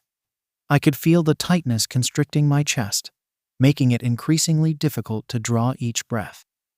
Desperately, I strained to regain control, to slow my ragged breathing, but the torment was all-consuming. Gritting my teeth, I began to shift my position to remove the branch and free myself. Steeling myself, I tried to scoot backwards inch by agonizing inch, white-hot flashes of pain lancing through me with every minuscule movement. I could feel the jagged wood shifting and grinding against my tender flesh with every minuscule motion. But I didn't even manage to budge a single centimeter before the sheer intensity of the pain shattered my resolve, my body going limp as I resigned myself to my wretched fate. All I could do now was lie there, heart pounding, breath ragged, teeth clattering, waiting desperately for the merciful darkness to finally overcome me. I welcomed the dizziness that only got worse when I closed my eyes. But sleep was impossible, and with each passing second, I felt considerably worse. At some point, I felt a presence behind me. I could only pray it wasn't the white tiger, come to finish the job it had started. I felt fingers pressing my neck for a pulse. When I opened my eyes to look, 𝐭𝐽𝐻's face was leaning over mine, trying to talk to me. I don't even remember when I closed my eyes. When I tried to explain what I want, he just stared at me as if he didn't understand. He moved behind me and ripped open my shirt, exposing the angry, ragged wound. I shivered involuntarily as he began poking and prodding the tender, inflamed skin. "Please," I mumbled. "Please stop. Stop it." He appeared and said something about it will only take a minute. That he will remove it as fast as he can. That didn't matter. I could hardly feel my middle section anymore. All I wanted was to sleep. I awoke next to a sensation in my stomach, so fierce that I shot up and screamed. I activated my quirk subconsciously and pushed it away from me. I heard a grunt and a thud. My back arched as white-hot pain radiated from my abdomen. The nausea was overwhelming, and I barely had time to turn my head before vomiting violently. Each retching contraction felt like it was tearing me apart from the inside. Someone started rubbing my back in slow, calming circles and told me to calm down. When the heaving finally subsided, someone tried to offer me a drink, first just water, mercifully bland, but the second attempt was something so horrible that I spat it out and lost consciousness again. The next time I awoke, things were beginning to make more sense. The cloud cover overhead had deepened to a shade of charcoal, and the damp, earthy scent indicated that it recently rained. I groaned as I tried to roll over, and the next face I saw was 𝐭𝐽𝐻's. His usually vibrant eyes were rimmed with exhaustion, and his entire body was soaked through, droplets of water still clinging to his skin and clothes. "You okay?" he asked. "You stayed." It was not a question, and I wasn't expecting an answer either. His presence alone was a great relief. "No, I am a fucking villain impersonating 𝐭𝐽𝐻. The real Katsuki is resting peacefully at home. Of course, I stayed. What did you expect, nerd? We need to complete it together, or we both fail. Did you hit your head too?" A small smile crept across my face as I lay there shivering. I took a note of my injuries. My head was throbbing in rhythm of my heartbeat. My right side was still burning, but it was somewhat bearable now, while my legs felt completely detached. Curling my toes, I let out a sigh of relief to find they were still responsive. Gazing down, I could see I was messily wrapped in the tent and knew that under this tangled cocoon, there is a tight bandage in place. Despite all the layers, the cold seeped through, a bitter chill that seemed to seep into my very bones. "What the fuck happened?" he asked. "I heard some explosions and thought you were nearby." I started with a sigh. "I started making my way towards you when Cough, God, it hurts so much. I winced at the searing pain that shot through my body. Hey, here, drink some water. He helped me sit against a tree and take a few sips. At this rate, we will both end up catching pneumonia. Can you move? Yeah, I think I can try. I nodded. He raised an eyebrow, as if questioning the words I think, and said, "We should head west, towards that stream, away from this rocky surface after changing into some dry clothes. But we haven't found the twin 𝐒𝐭𝐲𝗵𝗲 shrub yet." "Oh, we did," he said, turning his head away. "We did?" I exclaimed, my eyes widening. "There is no doubt now that you have a concussion too." I frowned at that. When I just scowled at him for an answer, he got frustrated and said, "TCH, all right, I found it." Averting his gaze again. "There were 2 scrolls, and before you ask, no, I haven't read them yet. I was, sort of busy." I bowed my head, unable to meet his eyes. I knew he was busy taking care of me. I have become a burden for him. He is right. If he had continued without me, he could have been resting peacefully at home by now. This is just because of Aizawa Sensei's rules that he had to stick with me. "We could read them now," I mumbled quietly. "No. It's freezing out here, and the rain didn't help in the least. I tried setting up the tent, but this damn rocky surface didn't let me. We are leaving this place right now, and that is final." He helped me untangle myself from the tent and rummaged through my bag. I felt like I should not let him do this, but the weariness in my bones made it impossible for me to protest. He handed me dry shirt and pants, then helped me change my shirt. I tracked his movements as he disappeared in the woods and started undressing. It was a torturous process, but as I was about to complete it, I spotted him returning with a long and sturdy branch. I was completely spent, huffing and puffing, when he approached and silently worked on packing everything up. Grasping his outstretched hand, I slowly pulled myself up, wincing with every movement. Both my legs were trembling violently. As I stood, a sudden wave of dizziness overcame me, and I leaned heavily against the tree for support. Tears of pain pricked my eyes. It was even more painful to stay upright. But I was determined to complete this assignment and stop being a burden on Kaken. "Take this," he handed me the branch. I eyed the makeshift walking stick with a furrowed brow, silently questioning its purpose. "TCH, I can't carry you and your feather light bag together. This will support you while walking." Though Kaken's words were laced with sarcasm, the subtle gesture of helping me touched my heart more deeply than I expected. I could see the underlying concern in his eyes, even if he would never admit it outright. He knew I would likely struggle to complete the assignment on my own, but also recognized my stubborn pride would prevent me from directly asking for his assistance. I was touched by this small, considerate gesture, even as I bristled at the sarcastic barbs he threw my way. I am determined not to be a burden on him, to complete this assignment on my own 2 feet, if possible. But the simple presence of that walking stick, a tangible sign that he has my back, has bolstered my resolve and my confidence that I can see this through.